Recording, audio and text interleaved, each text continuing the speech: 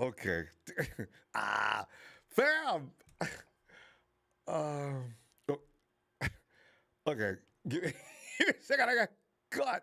I just ran in here all of a sudden and I forgot something. Okay.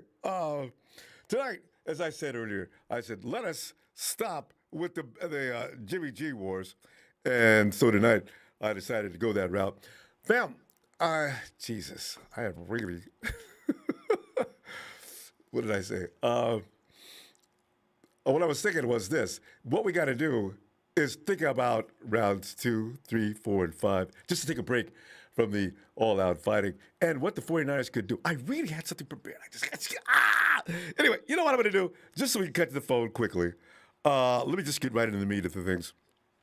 Just to give you an idea where I want to go with this, as I was saying, we already know what the first round, we don't know what's going to happen in the first round, but the 49ers are going to have options beyond round 1 in 2, 3, 4, and 5, and see what we're going to do with that. So let's go with Niners made one big jump up from number 12 to number 3 for this year's draft, as you do know already, but they could be poised to make more moves up the board, which is what I'm thinking.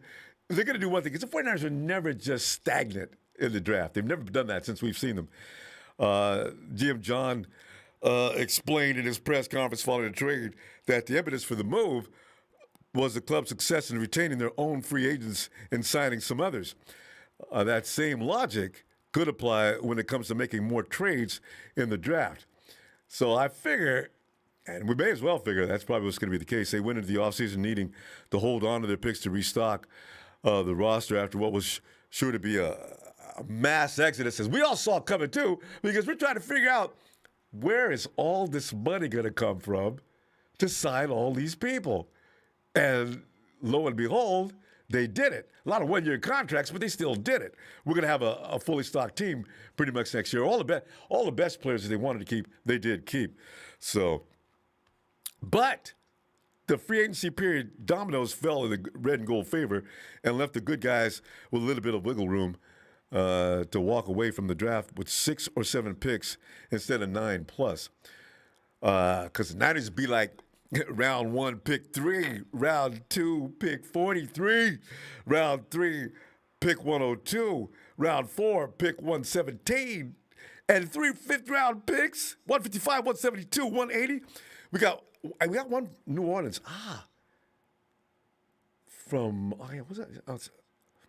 Also, we got a compensatory pick. We got all kind of. I thought we were not going to get all these this year.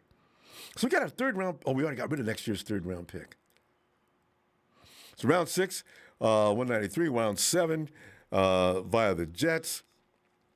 So while they hold 9 picks, they only have 4 in the top 150 and 2 in the top 100.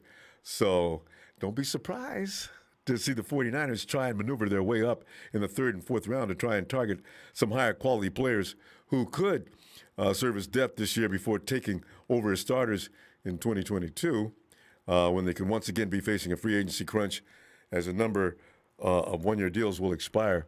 This is why, and also the Niners also don't have a first-round pick next year and the year after, for now, and have extensions for both Fred Warner and Nicky B, both on the horizon, another year or two. So there's a lot to look forward to. This is why you can pretty much believe Jimmy G is probably not going to. He may actually. My prediction is if G does a good job this year and does get the 49ers into a position of getting into the playoffs and winning, they'll probably have to really ruminate on whether they want to let him go after next year, because it depends on who they pick up in the draft, I would think. Because contrary to what people believe, Kyle Shanahan does not want a trained quarterback with this unit, is my guess. He wants, if the kid can pick it up quickly, maneuver, look smooth, look in control, they got to consider that, of course. But I see a competition coming next year between Jimmy and whomever, but they got to sign Fred. So they're going to have to there's going to be a lot of maneuvering going on. But we'll see what happens with that. But the Niners need to capitalize now and start finding starting caliber players who are cost controlled. On the other hand, the argument could also be made that the Niners need as many picks as possible. That would involve holding on to all their picks and maybe trading back once or twice to come away with a 10-plus player draft class. given the current team's roster and their readiness to compete for a championship, though, simply filling the roster with lower-end draft picks may not be the direction they want to go to behoove them in the present or future. So they're in a spot where they can afford to make a couple of moves up, and it wouldn't be a surprise to see them do that. This is what, if the 49ers draft back into the first round, that is going to be something where, how'd they do that? See, the 49ers, because they already pulled a miracle by signing all those blue-chip players to come back this year and play. So the 49ers adventures continue. What do you see coming up after round one? A trade up, a trade down, or like I was talking to Cool a few minutes ago, can you see the 49ers doing something maniacal? Is getting all the way up there to 3. Somebody offers them enough to not only compensate them for the picks they gave up, but only drops them maybe 3 or 4 spots in the draft, or maybe even like 5 or 6 spots. But then you wonder, what would be the point of doing it in the first place if that's all you're going to do? What? Because I don't understand this move. In the Mac Jones conversation, is that other than my problem with smokescreen? You're number 3. Why the hell do you need to play games? The Jets have already told you who they're taking. Are you going to trade with them, or you want them to trade? They're not going to trade with you. And number 1, you notice somebody saying anything about Jacksonville? Jacksonville's not playing any games. There's no point in the conversation even starting. So the conversation starts at number 3. But why? The 49ers don't clown with anybody? This is blowing my mind. Let's see. Anyway, DJ Malone says, hey, bring Frank and Alden home between Fields, Wilson, and Lance. Who do you like? I like Lance because I'm one of the few people that I saw Fields play. I think he's okay, but I don't see a whole lot to get excited about. Lance seems to have all the... If you're going to bring in a rookie for Kyle Shanahan to work with, Lance seems to be the guy that's the most pliable. And I say that because Lance, he hasn't got a lot of time in the NFL, and I think he can do some crazy things after about a year of seasoning. But again, that's just my speculation on that. So, yeah, that'd be the thing. I do like about Alden and Frank coming back, though. That'd be awesome. All right. Hey, John. Ronbo. John, go on in, man. Caught me with the pants down tonight. I was not ready. But anyway, you know what? You get the drift of what I was saying, right? About as far as the beyond the first round. What are you thinking? When it comes to the draft, the 49ers, because they moved up to number 3, we all know that debate, and I'm not going to get to it, but the 49ers will have to wait about 40 picks before they draft their next player. After that, they got to wait, I think, like 59 more picks after that. So that's the reason big why, gaps. I know, yeah, it's a large gap, but that's why you want, that's why you want at least to be separated 32 picks, because that's how many teams are, 32. So if the 49ers are going to trade up, to get some more impact players, because they have to address a lot of things, not just the quarterback, because as you mentioned, Fred Warner, everyone, has been rumored that why have they not paid him? Because Fred Warner and all the other linebackers are going to reset the market. So Warner's not going to come cheap anymore. Then you look at all of our secondary, 1-year contracts. The longest person is Emmanuel Mosley with 2 years. So the next pick has to be a corner. And then you still have to address that line, that offensive line, because even though Trent Williams, is there, he's in his mid-30s. And we don't know how long, he's going to be a dominant, left tackle. The McGlinchey problem, if they don't franchise him, which is guaranteed money, which is going to be over $10 million, which personally he's not worth that. And then Alex Mack, who is 35, we don't know how many more years he's going to be playing. So that's another issue. And even though we got a lot of players back, if the 49ers are going to trade up, they're not going to be able to get a lot of players, in this year's draft. They already traded away a lot of first-round picks in the next couple of years. So the Niners have to not just focus on this quarterback, but there's a lot of things they have to really focus on when the draft finally arrives on the 29th.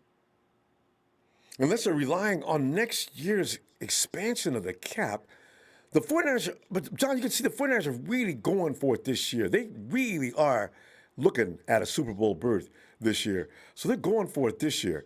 But next year, those one-year contracts, man, most of them are not coming back. I know. It is really true, what's going to happen. Like the cap next year is not going to go up as much, but it's going to be over $200 million. But the following year, it's going to expand to about 230 and maybe the following about 245. So when you look at down the road, with the money, we don't really have to worry about, paying our players because we're going to have the money. The problem is this year is that Kyle Shanahan and John Lynch, which I truly disagree. The 49ers, their Super Bowl window in 2019 was a huge, it shocked everyone. It shocked me because, I did not know they were going to go that far. I thought and then what happened in 2020, basically what happened in 2019 was a God bless. Not a lot of players were injured. Probably Kyle Juszczyk was probably the most with 5 games. But, that was pretty good. Our offensive line was healthy. George only missed a couple of games. Most I think, played the whole year. Yeah. And then when Weston Richburg got hurt, that offensive line, really diminished a lot. So, Saints game. It's true. It doesn't matter who you are. If you have a Super Bowl team, but those players get hurt, your team is not going to go to a Super Bowl. And look what happened to Kansas City against, the Buccaneers. When you lose, some players, in the middle of your line to protect you, and you saw that ferocious defensive front going after Mahomes, defenses still win championship games. That's the reason why Garoppolo, he's not bad as most people try to say he is. Yeah. But the problem that I have, and I've always had this problem, mentally, after an ACL injury, you're not the same player you were before that. He can be really good, but the best reminder is RG3, who was with Kyle Shanahan. After he suffered his, leg injury, he was throwing the ball from his front foot because he was afraid to put it down. And that's what happened to RG3, the mental issue. And that's one thing that many people I will give. John, Jimmy used to throw off his front foot in 2017, which was very strange. That's a bad habit of his more than anything else. Yeah, it's true. Even in 2019, the way he threw the ball, most quarterbacks, they plant their back foot before they throw the ball. And that's the reason why I like Trey Lance, because the way he moves his feet is NFL ready. Many people, call me crazy, but I really don't care anymore. You have to look at how a quarterback moves with his legs. And that's the reason why I give a hard time to Mac Jones, for all the Mac Jones, people who don't like me anymore. Mac Jones drops back, 7-step drop, the most from any other quarterback. Yeah. And after he tosses the ball up in the air, he had great receivers. So that's the reason why if Mac Jones comes in the NFL, he has to correct that. Yeah. So that's the reason why I do not want him. He may not become the knowledge. Yeah. John, anyway, we're gonna have to stop. Let's do this tomorrow night, Monday Night Raw. Let's see what develops on Monday afternoon.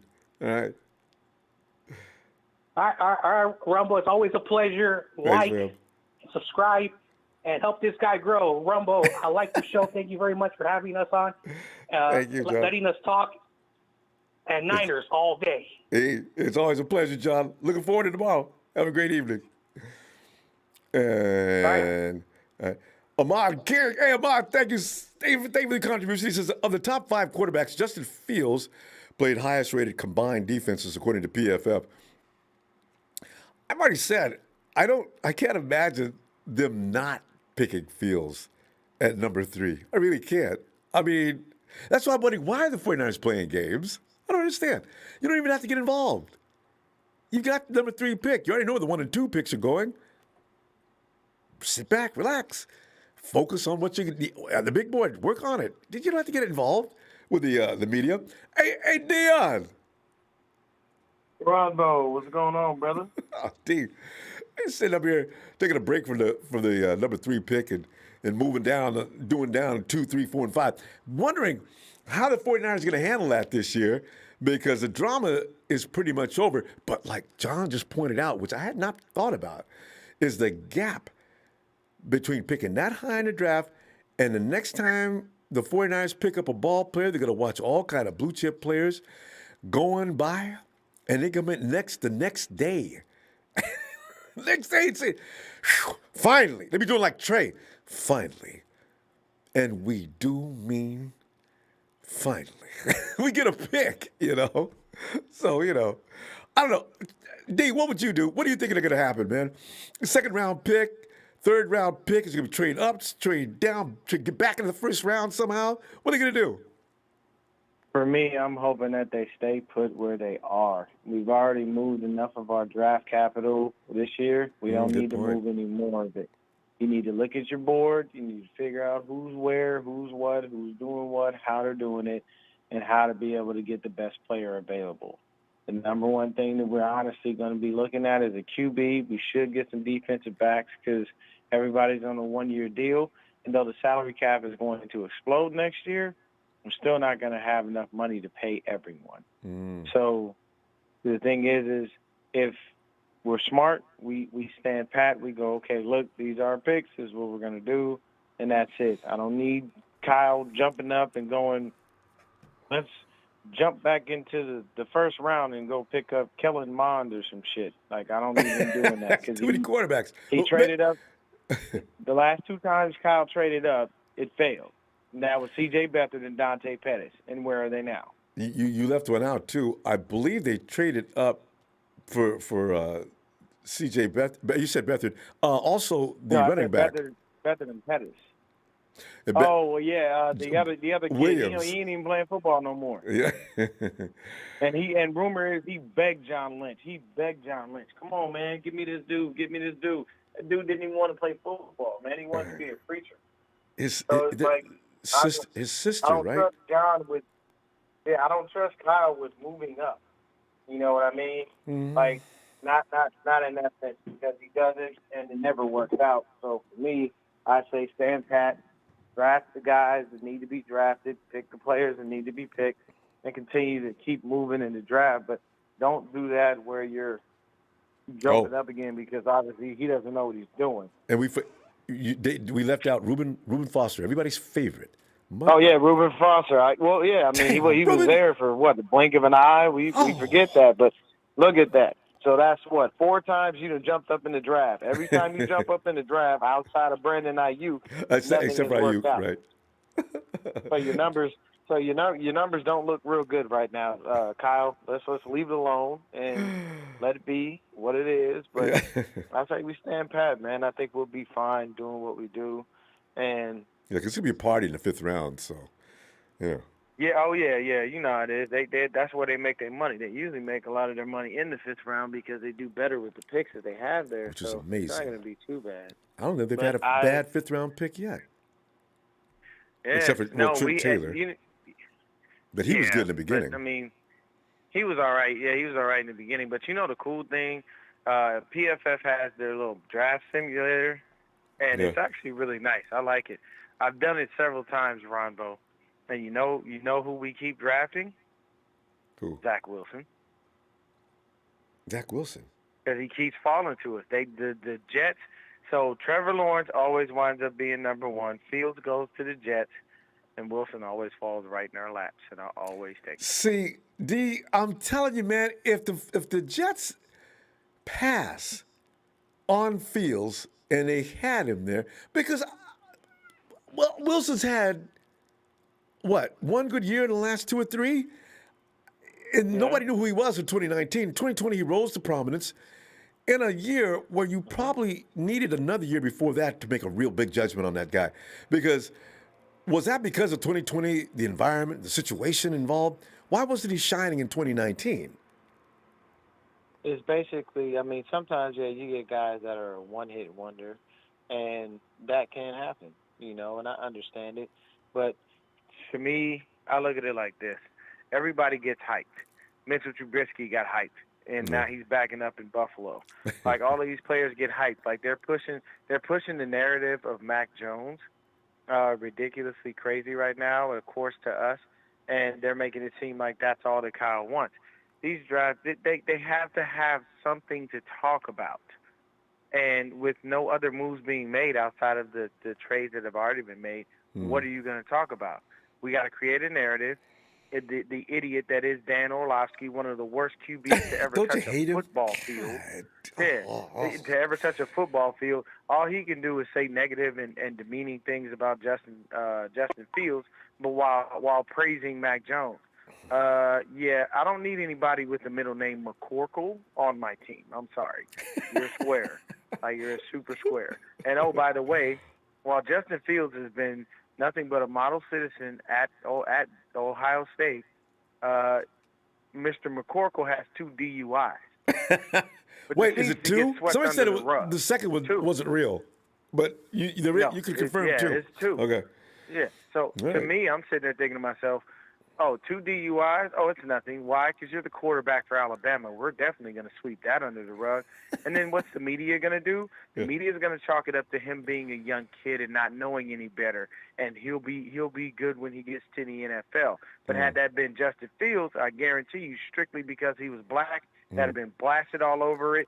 Justin Fields would have dropped to a 5th or 6th round pick, and it would have been the end of the world. Ooh, D. On that note, we ran out of time. All right, Monday brother. Night Raw. I'll be looking for you, fam. All right? All right.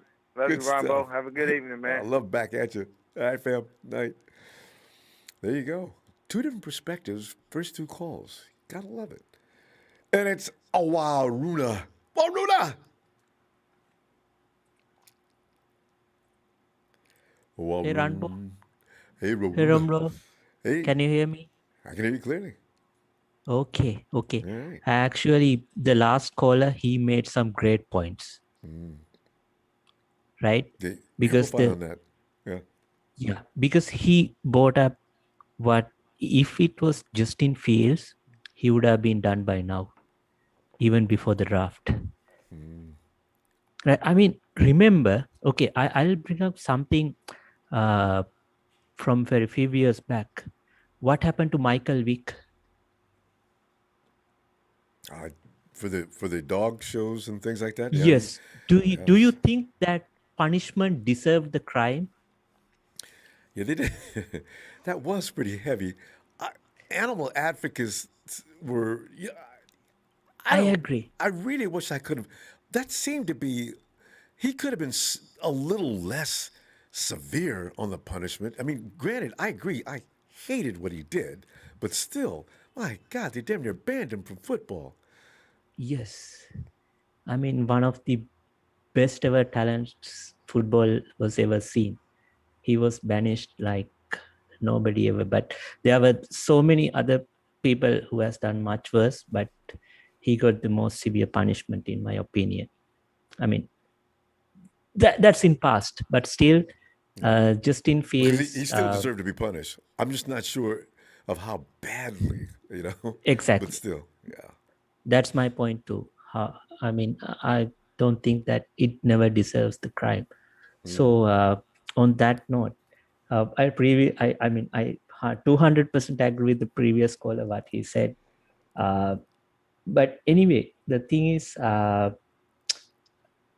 believe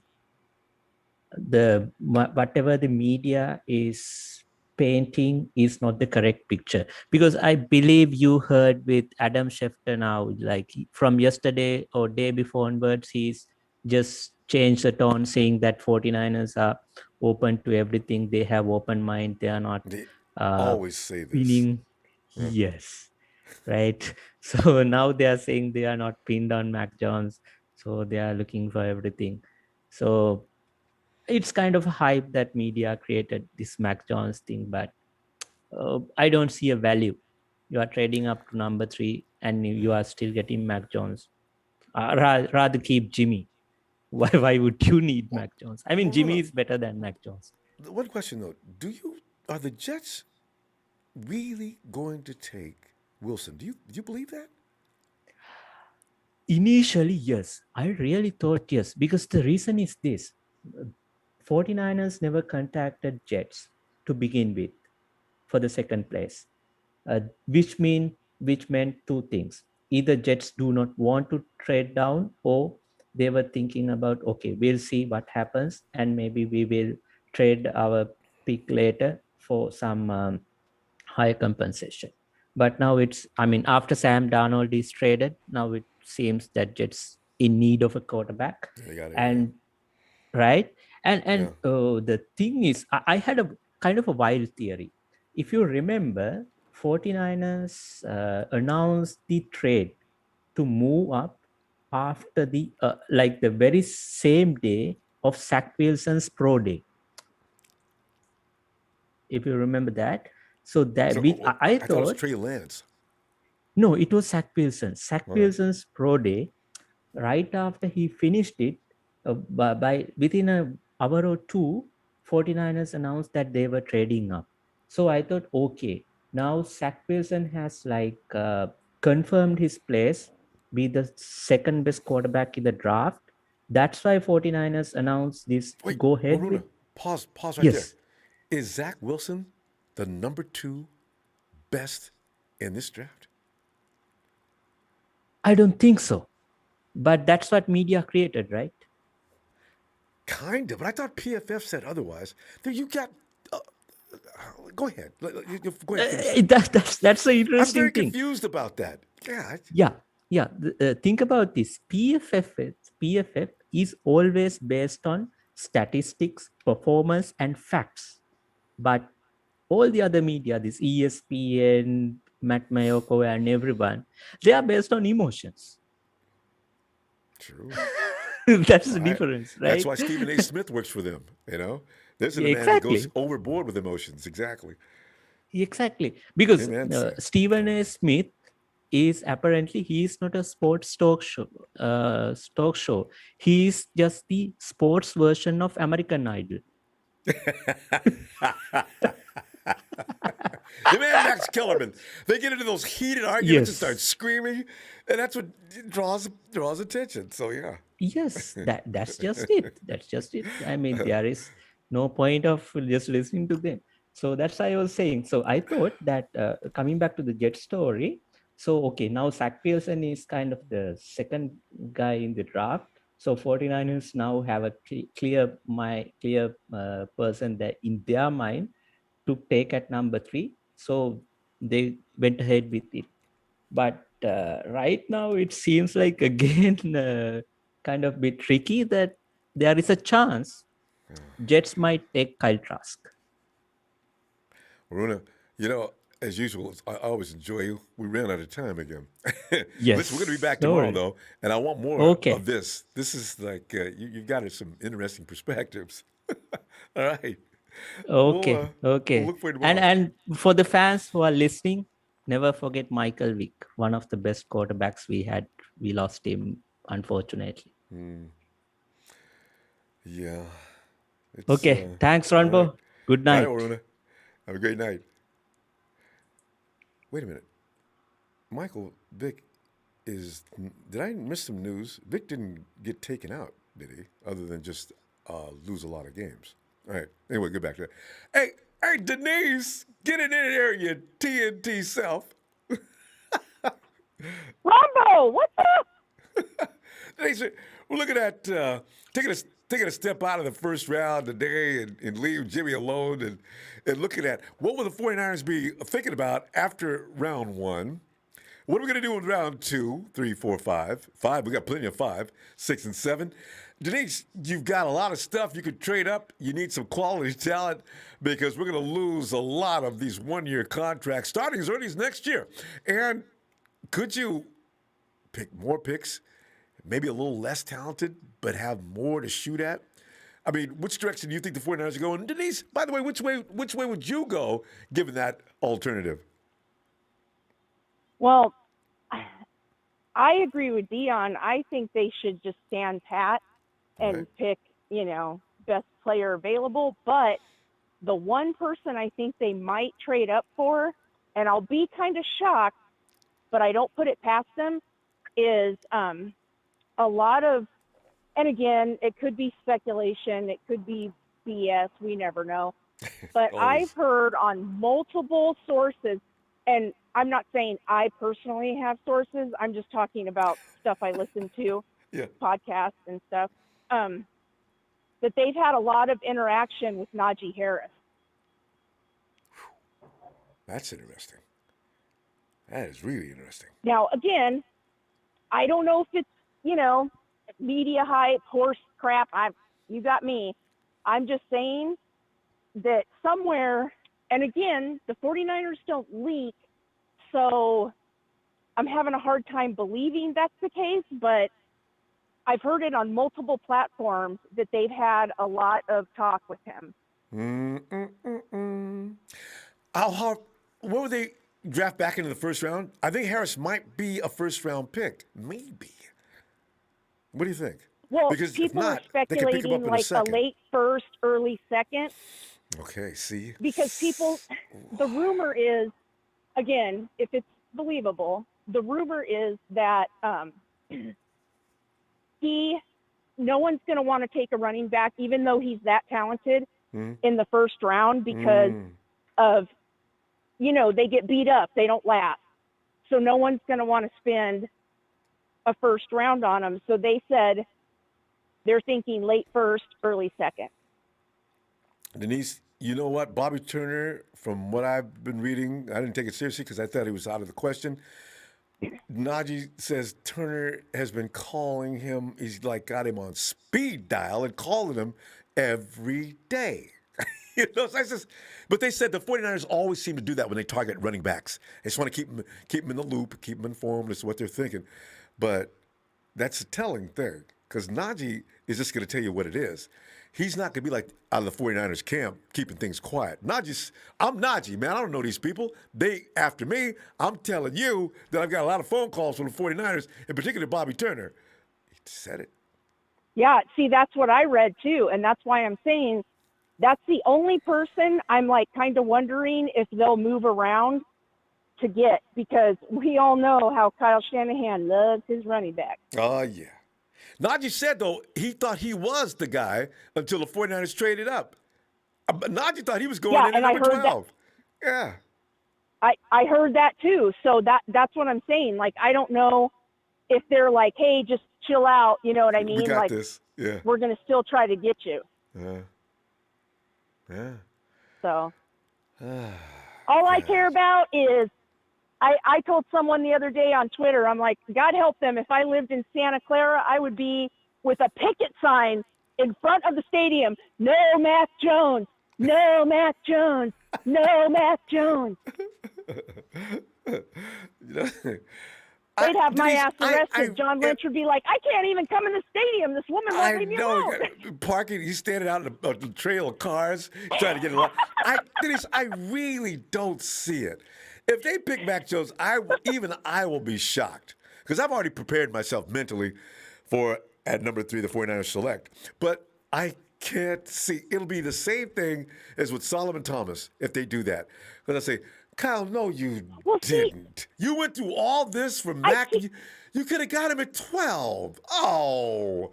I keep going back to the only thing that gives me hope is I keep going back to was it Quinnen Williams that we were supposed to draft? Yeah, well, he was one. Josh when Allen, Quinnen Williams. Bosa, was it? Yeah, remember it was the big hype, they're out on Bosa. They don't want Bosa. That Quinnen Williams fits their scheme better. Blah blah blah. That was the big rumor, and we were all pissed. We were like, hell no, you don't take him. You take Bosa. What are you guys doing? And everyone was all up in arms. And then they picked Bosa. Thank God. Did you see that stud? Oh God, Ronbo. Woo! I'm sorry. Bosa working out. I got to tell you, oh Denise, God, yeah. If Kyle really wants Mac Jones that bad, he may. We might. I know he's done some things that we all say, Kyle, who is this? And it didn't work out. When you look at Pettis, and you look at Williams, you look at CJ. You wonder, do we give him one more shot? Does he know what Mac Jones is going to do for his offense, or does he just Is this just a shot in the dark? Because you can't make a shot in the dark at number 3. So I don't want to hate on Mac Jones. Somebody just call. I don't want to hate on Jones because I don't know if we're misjudging him or not.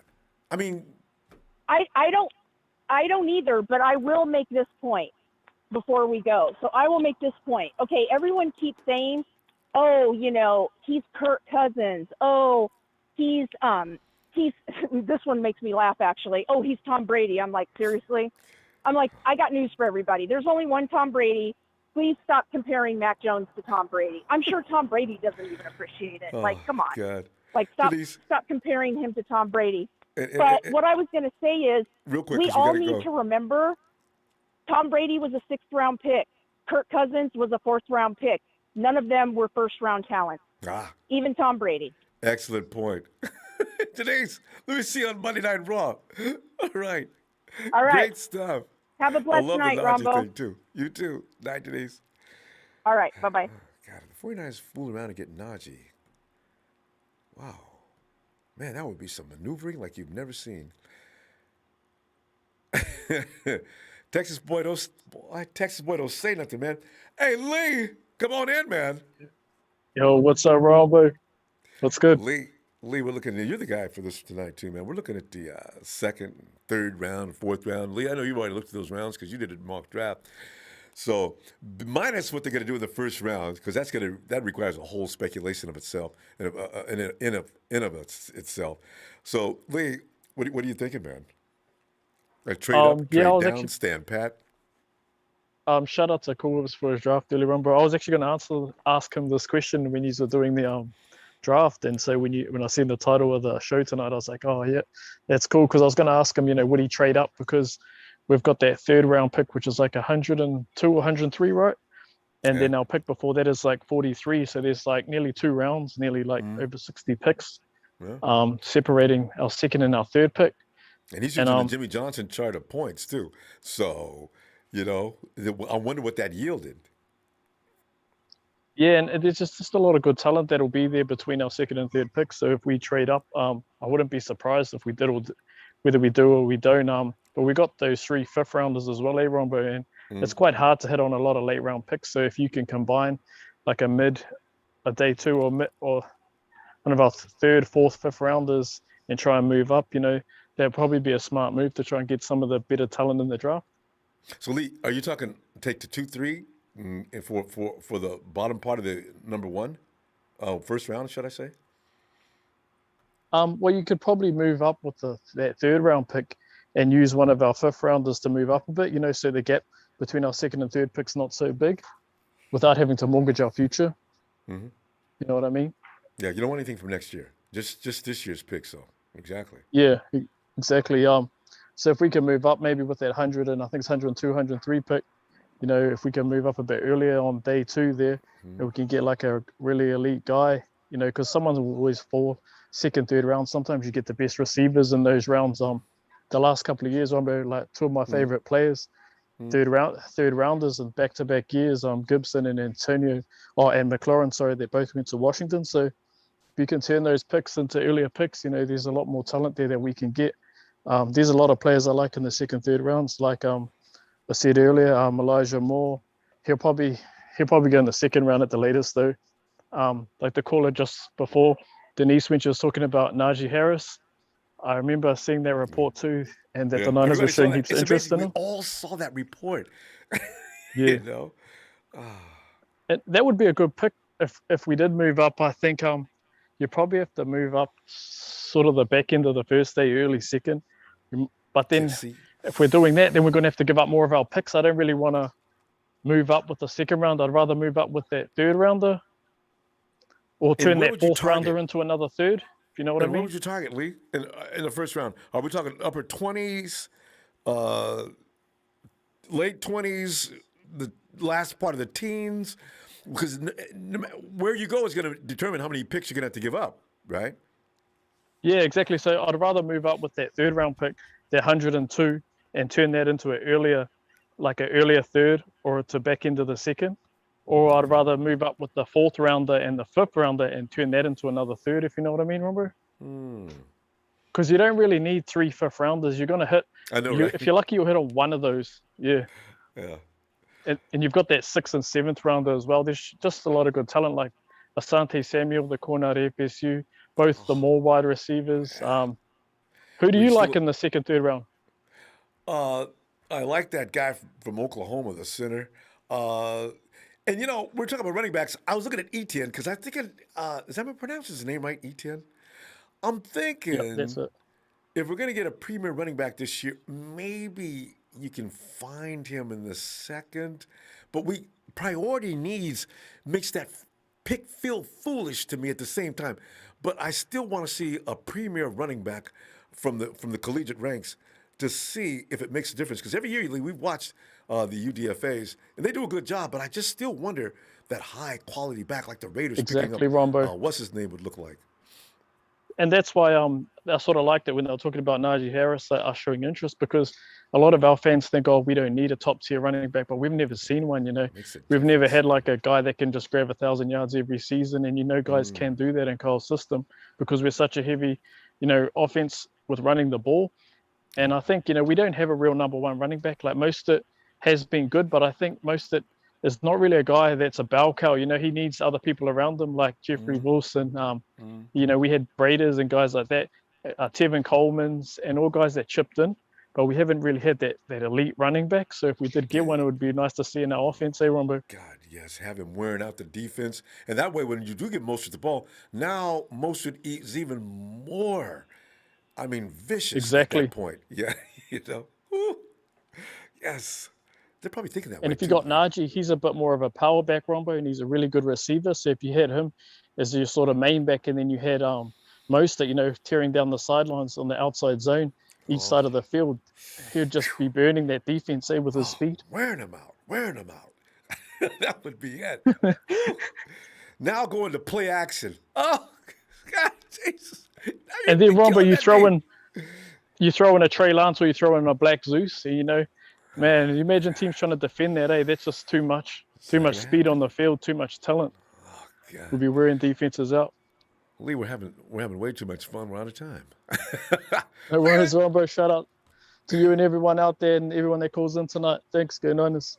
Thank you, Lee. See you tomorrow. Oh, God. Hey, Norm. It is.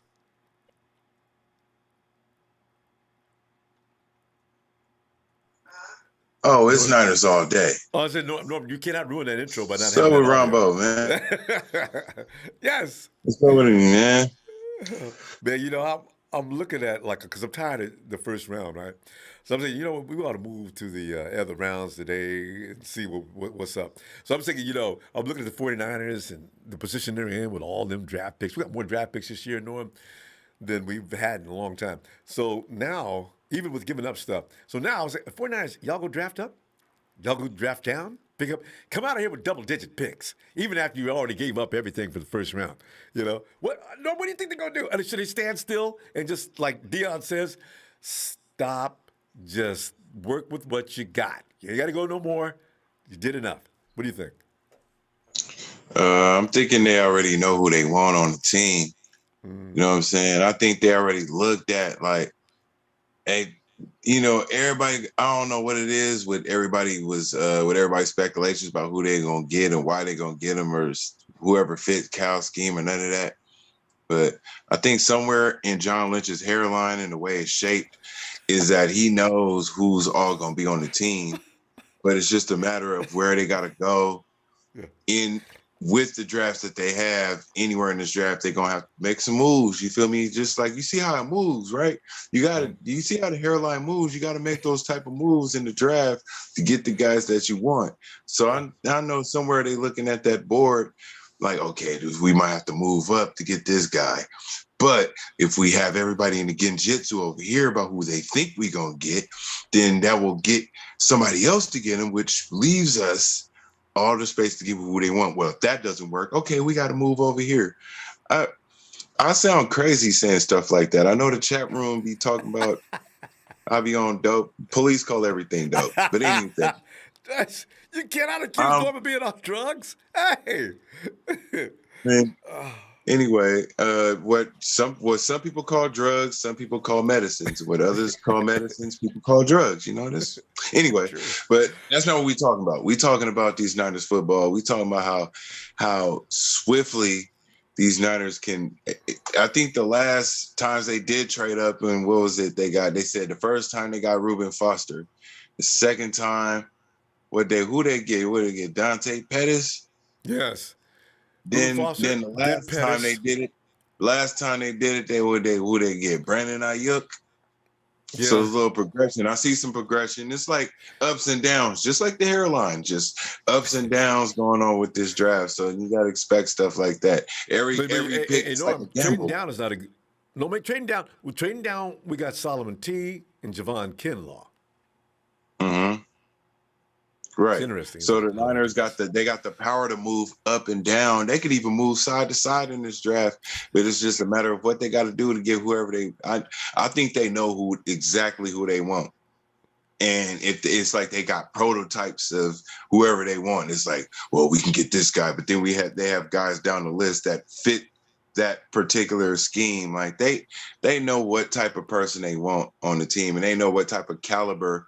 They know which positions they need to fill and what type of caliber players they got to get at the position. I just feel like all these names getting thrown out are just like they have people guessing like, whoa, they got to do this. And that is what the genjutsu that the Niners will put. Don't do it, guys. Don't do it. I mean, I do appreciate the fans like putting good names out there because I've heard a lot of good names that I feel like, you feel me, could be in this draft that the Niners can get, and those names are probably on that list. But I feel like there's a strategy these guys are taking. You feel me? They had to learn after the years of their little mistakes. They taking all that, they doing their homework, best off their own messes. Some of the things Bill Belichick probably taught them. You feel me? Probably gave them game on. You feel me? Mm-hmm. But you're right. They don't do anything blind. 49ers, everything they do is calculated. It fails on occasion, but yeah, they're still knowing. They think they know what they're doing anyway. They sit down. I think they sit down every day in that headquarters, and they like, look, this is what we're gonna do. You look for this guy. You look for this guy. You tell me everything that's going on, and they give him that information. And only John Lynch, Kyle Shanahan, and John Lynch's hairline know exactly where that idea is going, and that's why you got all these stories out. Yes. And we're not through here in stories, Norm. Well, you got a good point. We get a lot of attention, though. It's going to be a good year for these Niners. It's a good year for us. We're already getting attention. This team has been building up. Like I heard somebody say the 2019 season was a fluke for us. You feel me? And it really was. Because a lot of those games, Niners should have lost. But at the same time, there was games that they had their first year where it was like they could have won. True. And so it's like this team is really building up in that second year. Yeah. You know? As right. a matter of fact. Now they got to learn how to. They learn how to. Now they got to learn how to maintain a win. They got to know how to secure a win. Now, see, they learn how to get wins. Now they got to learn how to secure them. Feel me? Norm, because they went through all that, like you just mentioned. Now the 49ers are battle tested and hardened. Boy, look out, NFL. Yeah. And they got everybody that they supposed to have. You feel me? And it's like the '94 Niners. They went and got blue chip players. But at the same time, all these guys was already war tested and ready to go out there and win. You feel me? Makes a difference. It's like Sherm said, all the rookies and young people's asking me when we got the Super Bowl, hey, so what do we do now? What's next? Blah, blah, blah. And now after that Super Bowl, they ain't got to ask nobody nothing. They come up mad as hell. We should have won that game. Bully, bam it on the lockers and everything else, you know. And they should have. You know, right. They had it right there. You guys had that game. Fourth quarter. Boom. So, you know. Now they know how to finish. With 9 rookies coming into this team, and we don't even have to have all of them. These Niners they set up to do whatever they want to do, and it's like it feels good to be a Niners fan knowing that much that they have the power to do whatever they want, and everybody can say whatever they want to say, and they got it. Figure it out. Norm, tell you what, good stuff, fam. I'll be looking for you tomorrow, just so you talk about that hairline of John Lynch and Niners all day. That's all I got to say. Himself. That's all right. Peace out, y'all. All right, fam. Talk to you later, Norm. Yes, sir. And Robert Slavin, draft day trade Jimmy D to the Jets for number 2 pick. I think more than likely there may be something going on between the 49ers and Jets, but that ain't it. I mean, they've got their hearts set on Wilson. Most likely, he doesn't cost as much money, if nothing else. But thanks for the contribution. Santa Clara, LOLs, agree Rams, Super Bowl. He's got a new Rui's got a new name every day.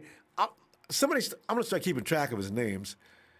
Mahomes, Watson, both passed on by idiot Kyle for C.J. Beathard. And by the way, McVay inherited a 4-12 Fisher Ram team. Don't get it twisted, Ronbo. McVay is the truth. I got Todd Gurley. I got Jared Goff. I got wide receivers up the yin yang. We drafted 4. I got a secondary, second to none. Rudy, you can sell that somewhere else. That ain't gonna work here. McVay had an awesome team to work with. I mean, the 49ers had nothing compared to that. Hey, Brittany. Hey, Ronbo. Brittany, it's another Sunday of... Hey, but this week, Brittany, it's lighting up on poor Jimmy, who got hurt while out there trying to win games, and the hate is still flowing at him. But the second, third, fourth, fifth, sixth, fifth round, a lot. Brittany, that's a lot of stuff to work with. Are you going to stand pat and just use those choices? You're gonna manipulate and trade? You're going to trade up? You're going to trade down? Brittany, what would you do?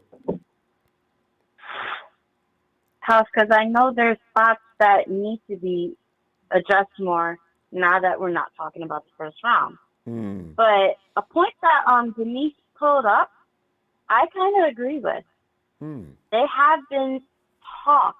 They had talks with Najee Harris. And if I were them, I would try to trade up and grab him. Whether that's either the early second round, I would trade up to try and get him. I wish they would. Not going to lie.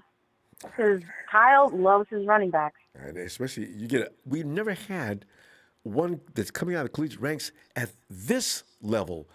Bama running back. You know, the one that's over in Oakland, Right. with the Raiders, that dude makes a huge difference in what they do. They're not winning any games, but then that's Absolutely. Gruden's fault. But the thing is, yes, Najee would be special. Ugh. You could see a lot of defenses being like, wait, what are we supposed to do? What are we supposed to do? We can't catch him. And he can be used in so many ways. He's got versatility. Yes, he does. And him and I Raheem saw him in the Mostert. championship game. Him and Jeffrey Wilson. Oh, that's a trio of just tough. That's going to be like damage control at 1,000 for defenses. Also, another one I would see is the cornerback, Samuel Jr. He would be another good addition to get for CV depth, because that's huge. We definitely need CV depth.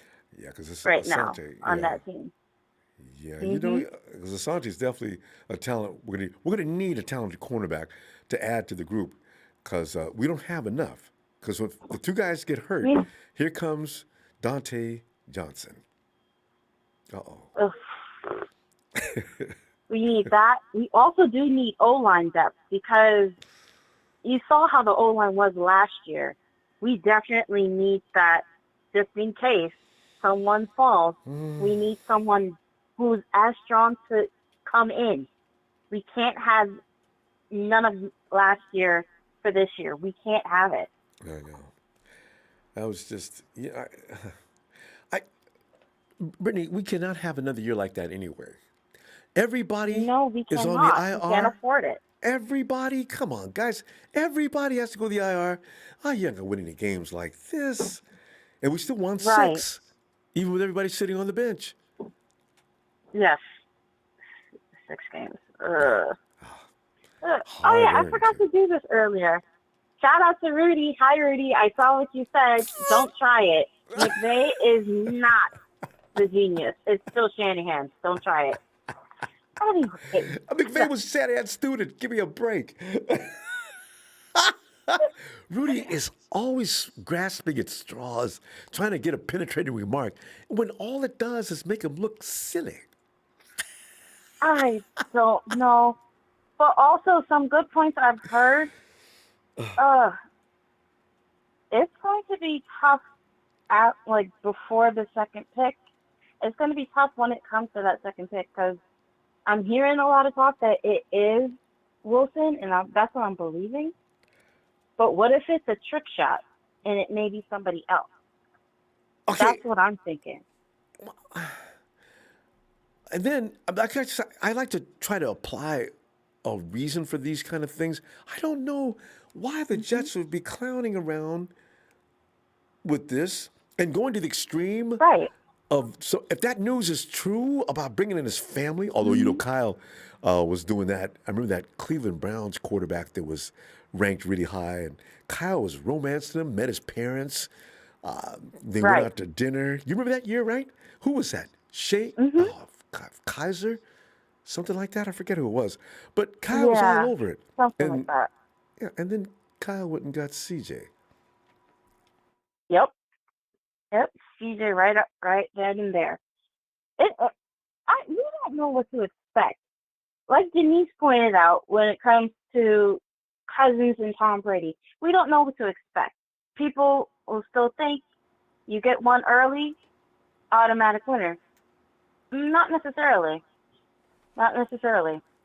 So that's all I'm just saying, because it's not only Brady, who is a proven winner for being a sixth round. You have Russell, third rounder. So never guarantee anything. Yeah. Anything can happen. So the greatest quarterbacks in the world are not first-round picks. You know what's really funny about that, Denise? Because the biggest risk in the draft is going for a quarterback in the first round, because the majority of them do fail. They're not going to be stars. You gave up the farm for them. So if you pick them in the third and fourth round, 50% shot. Right? You get your Russell Wilsons, you get your Joe Montanas, you get your Tom Bradys, you get your Drew Brees. You get all those guys after the first round. See? That's why I'm staying neutral, because some of them may not be successful. Some quarterbacks that are drafted later may turn out better than the first rounders. It's happened over and over. Saying. Brittany, we're going to go. It has. Too many times. Brittany, let's see you on Twitter and see you tomorrow if you get a chance, would you? Yes. I will get on as soon as I can. All right. Looking forward to that. All right. Night, Brittany. All right. Good night. Night. 49ers Ultimate Report, otherwise known as John. 2016 49ers had 2 wins, both versus the Lambs. Thank you. That's worth putting up there where everybody can continue to see that for Rudy, who does not know his place. Rudy, know your role and shut your mouth. Hey, Rick. Hey, Niner. Mike, forget about it. Yeah, forget about it, Rudy. Know your friggin' role. He just doesn't get it. Hey, Ronbo, people like Rudy stay mad at us. It's not our fault that they pick to choose to cheer on the same old sorry-ass Rams. That's not our fault, right? You know what I mean? They like to be mad at us, Ronbo, for their sorry decisions. Sorry to break it to you there, Rudy Poo, but, forget about it, you and Mike the just did it. Lamb. Add that to Rudy's name. He is no longer just Rudy or Ruby. He is Rudy Poo. Rudy, that's right. Rudy Poo. Forget about it, Ромbo. How the hell are you doing this Sunday? This Sunday evening, Ромbo. How are you doing over Awesome. I'm loving it, man. Because less weeks we got to wait for the draft, because it's making me crazy, Mike. All the talk and speculation, they do this to us on purpose, Mike, just to get us all pumped up for the draft. Ромbo. I'm over here trying to figure out if I got to take a trip up to Santa Clara, at the end of the month or not. If I got to go up there, smack Sandy around, or if I got to go up there and, drop him off a nice envelope and say, good job, and pat him on the back, I don't know. Right? I don't know yet what I got to do, Ronbo, because, I got to tell you, I'm right there with you. It's driving me nuts. All the clowns, you know, and I call all of them clowns. This has been, for me, one of the most hilarious things, Ronbo, when it comes to all this stuff, right? You got all these people talking about, this guy, this is a respected reporter. He's a respected source, and I respect when this guy says something. Jerk me off later. Oh, you know, all of them friggin' talking, Ronbo. You know what? I'm over it. You know, you got Adam Schefter come on there saying, oh, you know, I would be shocked if they didn't take Mac Jones. Now we got, 72 hours later, and he's over here saying... Walking it back. You know, he's not so sure. Open. Yeah, he walked it back a little bit. Because their reputations. Yeah, I mean, what are you doing? You're never going to trust you again. Come on. Yeah, forget about it, Ronbo. Listen, these guys, all I know is this. They better get it right. That's all I know. That's it. You know, that's the point that I've come to now. Everyone's got their opinion on who we should get, who we shouldn't get, who's worth it, who's not. All I know is this. They better get it right, Ronbo. I don't want to be sitting here 2, 3, 4, 5 years later looking at someone that gets drafted after we pick, you know, somebody else. We had to watch the how we had to watch the Packers with Aaron Rodgers for the last friggin' 17 years, you know. Yeah. I mean, or Solomon Thomas as recently as Ronbo. 2017, Mike. You know, I knew that was a wrong move. That was such a wrong move. Knew it was a wrong move. And they did it. And you know, one of the things, Ronbo, that really friggin' just, you know, really bugs me the most is because when I hear him talk about this freaking phony macaroni, all right, it kind of, it reeks of the same thing, Ronbo. It's almost like it's the conservative pick. It's the safe pick. You know, it's like, well, now that Kyle and Shanahan have taken the leap and they gave up all this capital to get this pick, that now we got to make sure we don't mess up. So we got to take the safe. And that's exactly what freaking Sorry McCarthy and Rolling with Dolan did when they picked Alex Smith over Aaron Rodgers, because they said, it's the safe, that was the safe pick. Well, how the frick did that turn out? Well, all right? And Mike, that's true. But the thing is, you didn't have to trade up if you wanted Mac Jones, for the love of God, Kyle and John. You stay at 12. Exactly. And Ronbo, that's what would make this worse. That's what would make this worse, Ronbo, because you know what? At least when we screwed up that, we rightfully owned the first overall pick. You know what I mean? So the fact that we actually paid for the third overall pick this time around, I mean, you know, it's already embarrassing if you mess up with what you own. But if you pay for something and then you mess that up, that's like a double loss. You know what I mean, Ronbo? I mean, to me, somebody will get fired, Mike. They better think about that. They better really freaking think long and hard about that. And I don't want them to get scared. Listen, I don't look at any of these quarterbacks and say he doesn't need anything that he needs to learn. None of them are like that. Danny's going to have to coach up each and every one of these guys, whether it's Phony Macaroni, Justin Fields, Trey Lance, whoever. They're all going to need a little bit of coaching. They're all going to need a little bit of TLC, and he's going to have to get hands-on to fix a couple of their deficiencies. Yep. But you have to go with the greater upside, Ronbo. And in my opinion, I don't think it gets any greater than Justin Fields. I like Trey Lance, Ronbo. I do. I don't like his accuracy. I just don't. I don't like his accuracy. You know, it stands out to me. I know he's got a nice deep ball, Ronbo, but even then, you watch his pro day, guys are extending a lot. They're reaching up. His passes tend to sail a little bit high a lot of times. He's like Cam Newton, Ronbo. He's just like that. Same thing. Yeah, but and so Mike, there's more to work with the Justin Fields kid. Josh Allen over in Buffalo had the same issue. So, you know, it's kind of it's tough to catch these rookies right now. It's workable. Yeah. But did you hear what that kid did to get there? He didn't just get there with the Bills. He went and seeked out, or what was it? I forget the guy's name, but he went out to a quarterback coach and worked with a guy to do that. You see what I'm saying? But I know, Mike. You got to be willing to do that on your own. And that's what's going to require. Mike, we're going to run out of time as usual. But good stuff, Mike. We had a very simple. Hold on. Hey, take a hike, Mike. Did I hear my name? Rudy. Take a hike, Mike. Take a hike, Mike. Who is this? Is this Rudy Poo? Is that who's on here? Is this Rudy? Are you gonna bless me with your lamb presence? Is that what you're doing? Hey, Rudy, I'm already full. We already had pasta for Sunday dinner. We don't got room for lamb chops. All right, Rudy. We'll talk up with you next Sunday. All right, Rudy Poo. I have asked you, Ronbo. Forget about it. I'll talk up with you later, Ronbo. You have a good night. All the faithful out there, take care. I'll see you on Monday, Ronbo. All right, Mike. Have a great night. All right. Forget about it. All right. Yeah. Sometimes you got to admit, Rudy can be entertaining. He's just, Big Show says we need Shaquan Williams Jr. from Harvard State. See, Big Show is like works for the 49ers, man. The guy who is, I've never, of course that's not unusual for me.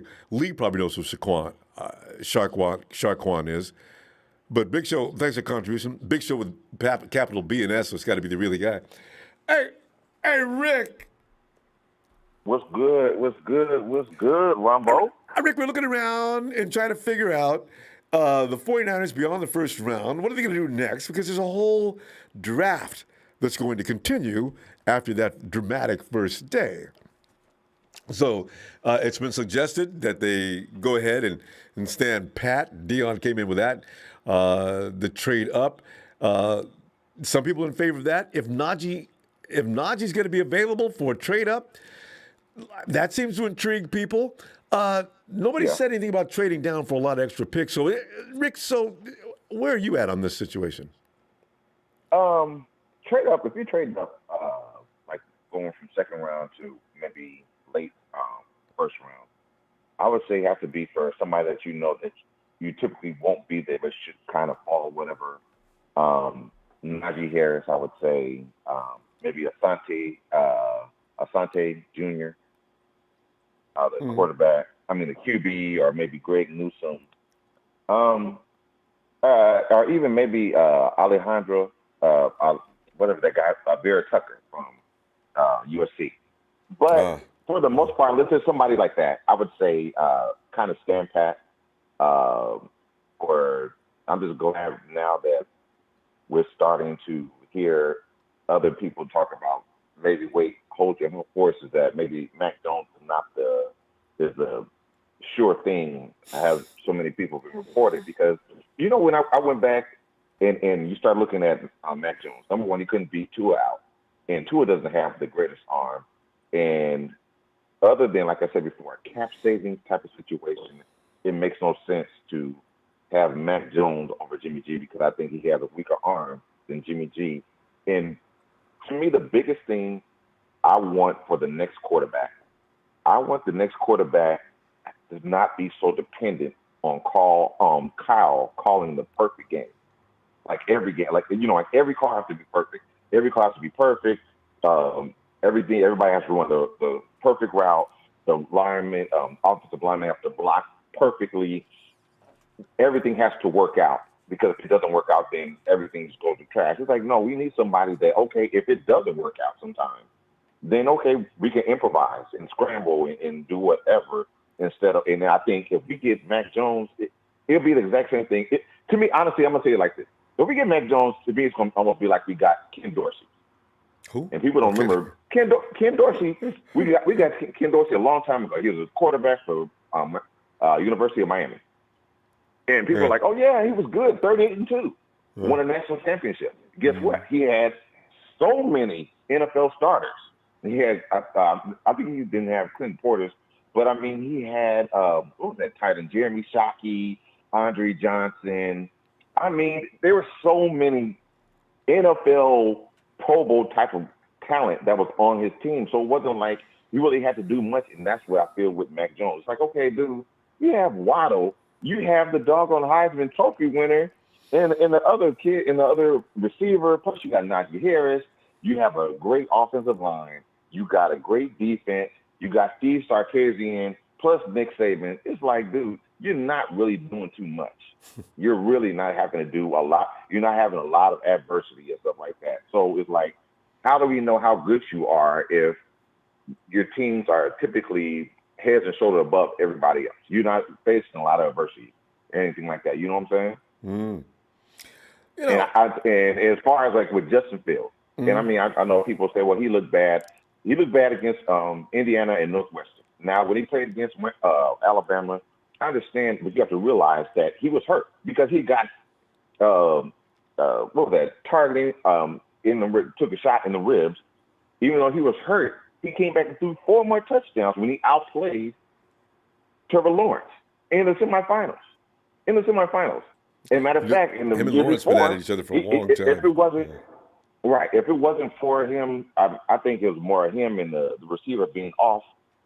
He could have beat Trevor Lawrence the previous year, but he ended up with the drive and ended up throwing an INT. I guess he expected the receiver to cut in and the receiver cut left or whatever, and so you had an INT that kind of iced the game. But either way, I think right now I'm saying, look, I want Jimmy G to kind of start this year, kind of be more of the mentor type of situation, because I don't think other than him playing great, or I should say, other than him just getting hurt, whatever, next year, which I don't wish at all, we're not going to get much from him. Not right now. Because the thing about it is we don't have a lot of leverage. We can't be like, oh, man, we have this. Yeah, we'll say we have this great guy, and he's awesome and everything else. But they'd be like, okay, but you just draft somebody in number 3, and you're talking about you're about to get rid of him. So you have no leverage at all versus if he plays relatively well. Then next year we can say, look, we're going to hold on to him. Or if you want him, guess what? You may get us second, possibly a first rounder. Because, I mean, the ask for a first rounder right now is crazy. Nobody's giving us that. Nobody's giving us that. And Rick, and that could change next year. What if Garoppolo goes the whole year, and this should be in his second year? What if he is the ace? So, they could get a first round pick for him next year if they're going to get rid of him next year. Or they're going to have that competition between him and the kid they got this year. There's a number of things that may take place next year that are hard to call at this hour. So we'll see. Exactly. We're going to run out of time, though, Rick. Let's continue with this tomorrow. Man, it's absolutely. Matter of fact, a team, if I was the Niners that could really use Jimmy G other than us for right now, is the Washington football team. Because they have a great defense, kind of like us, but they have trash quarterbacks. But, hey, the Niner faithful, Niner Empire, y'all have a good evening. I will catch up with you all on tomorrow. All right. Good night, Rick. And we go to the 49ers also report says Rudy injured. Jimmy G has never lost to the Lambs. I know. I enjoyed that so much. Emilio.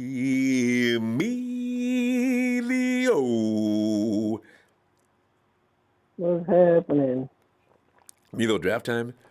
And what to do besides what's going on in the first round. Because what's comical is nobody thinks about the second, third, fourth, fifth, and sixth rounds and seventh round anymore. Everybody's, focused on that first round because it's a scary round. I understand that. You know what I'm saying? Because, you got reporters and analysts running around lying about what's going to happen at number 3. You got fans, all of them want a different quarterback. Emilio, you could divide the 49er empire up into 3 different rooms. The Lance room, it's gonna be Fields like 4 room, if you really think about it. And Max got a room too. You know what I'm saying? So, and so does Jimmy. So that's why I say you got 4. Well, so does Jimmy. Yeah. Well, Jimmy's like the guy who's going to hang out until we see what we got, right? So, he's there. But who's going to come and join him, So, and Emilio, I still I don't understand what's going on with the Jets. Why do you want Wilson and Fields is probably a little better quality? It's a crazy thing. They seem like they're dead set on it. But, Emilio, what is the point in bull dookie if you're at number 2? Because the Jags ain't having nothing to do with nobody. All right, we told y'all, man, we ain't playing. Trevor Lawrence is coming to Jacksonville. Ain't nobody talking about Jacksonville. But every now and then you hear about the Jets and you hear about the 49ers every hour. Not every day, every hour. So what is going on with that? I have no idea. So that's why I said second, third, fourth, fifth, sixth rounds today. Give it a rest. What are you thinking? One, I feel like the Jets. I mean, yeah, the Jets come up here and there because they already came and said Trevor Lawrence is going number one unless on draft day they all of a sudden change their mind and say, oh, we're going a different way. But at this point, they done said it. Everybody thinks it. Everybody believes, even us, you, everybody believes Trey Lance is going one. Going number one. Is it number two with I think the reason if Wilson does go number two, I think it's because not that he's pro ready, it's kind of more of the system they're trying to run. And as much as they say with Fields, he's kind of the quarterback that maybe won't start. He's like in between. He can and he might just because we have Jimmy. So I think the Jets are just going that route because they'll be like, okay, well, this is the kind of quarterback we want, more that sits in the pocket and want to go. I mean, you think about it's the same system we run since Weston and the coach went the coordinator that went over there. LaFleur. You know, They don't even have a veteran backup over there, thing. Who's going to back him up? What? They don't even have a veteran backup over there in New York. He doesn't have anybody, but I don't know. I think they might just get somebody else. You never know. They got two number ones. They got two number one picks, right? Oh, that's right. Yeah, but you can't get two rookie quarterbacks. They can't help you. You need never somebody. Know. You never know. Yeah, People have done it before, so you never know. They just might say, you know what, we'll get him, and maybe let's say let him compete. What's the other quarterback? The other quarterback come on, we want. What's his name? One from Boston, or what's his name? Wait, that's in Boston now? Trevor. Is it Trevor? Is it Trevor? No, Trevor Lawrence, right? No, Trevor Lawrence is the number one pick. All right. Okay, and then there's Trey Lance is the other one. Oh, Trey. Oh no. Can you imagine? So you never know. They might get both. If we let's say we get Fields, and then where is their second pick at? Second and one pick at. If the Jets do that, they ought to be disenfranchised. I mean, you know how comical that would be? Jets walked away with two quarterbacks. You never know. Teams have done some weirder and crazier shit. That just might happen. You never know. They might just go for two quarterbacks and say, you know what? You guys, you know what? I mean, they don't have any other needs. Don't you guys need a wide receiver, a linebacker, somebody to take Adams' place? Like I said, it's just then you got to think about it. Not to knock Salah, but it's the Jets. The Jets always do the dumbest shit, and you just be like, did they really just do that? And they get quarterbacks, and then they turn them into shit. So it's just, I don't know. That's true. This is just one of them. This is one of the ones where, like I said, I think the Jets will do a lot better in the draft just because you got Salah and goddamn, I just forgot his name again. The other offensive coordinator, but they've had too many defensive coaches. It might be a little different, but like I said, it's just in their history and that organization always does something. Oh, but they've had Todd Bowles. They've had that guy with the famous family defenders. Now they got the one that got beat up for $50. Yeah, was it Geno Smith? What do you? Jets are a strange organization. That's not a good place to be strange because New York City fans are brutal. So let's see what happens, boys. I give it to them. The only greatest quarterback they've ever had is Joe. What's his name? God, I even forgot his name too. Joe Namath. Yeah, Joe Namath. Until you think Ryan about it, so hey. Was the other coach I'm talking about. He got ran out of town too. So yeah, Salah could be back with the 49ers in 2 years. And then you think about it, because they're not talking about, the later rounds too much, is just because everybody's fixated on this number one pick because we moved that. If we wouldn't have moved that, of course, they would have been talking about, what Niners going to do for second round, third round. But at this point, everybody's just fixated on the number one draft pick since we moved that. So that's what a lot of people don't talk about. Yeah, they talk about it here and there where it's a possibility we might go get a running back or get a corner or a receiver. It's all over the place with the second round. But with this one, it's just everybody wants to know what quarterback we're getting because, like you said, it's split three ways basically. Mac and Mac's got fans. And, I see him in here in the chat quite often, actually. Like I said, with me, I done said it. Like I said, no matter who I want, it doesn't matter because in the day, Lynch and Shanahan are going to do what they want. So Like I said, if they pick whoever they get, they better hope he doesn't fuck it up and he doesn't ruin it. So, well, Emilio, that's what it is. We're going to go and be back for tomorrow night. Ain't no telling what's going to happen because every day is news day now between now and 29th. So let me see you then. All right? All right. All right, fam. All right. But yeah, you see what happens. All right. Too. Gold-blooded 21. Thanks for the contributions. Adam and Mike S. Went to Field's first pro day. Now Kyle and John will go to the second. That's 4 guys to only 2 from Mac. Oh, there you go. Do the math. It's Fields, guys. Yeah, they never went to see Nick Bosa one time. Mr. Black Eyes, it says, bottom line is that this 3rd overall pick will implicate the future on my Niners. We gave a lot away, so this pick will no doubt have to be impact one. Boy, ain't that the truth? It really is. It is so important for their future. Thanks for that contribution too, fam. Ellis.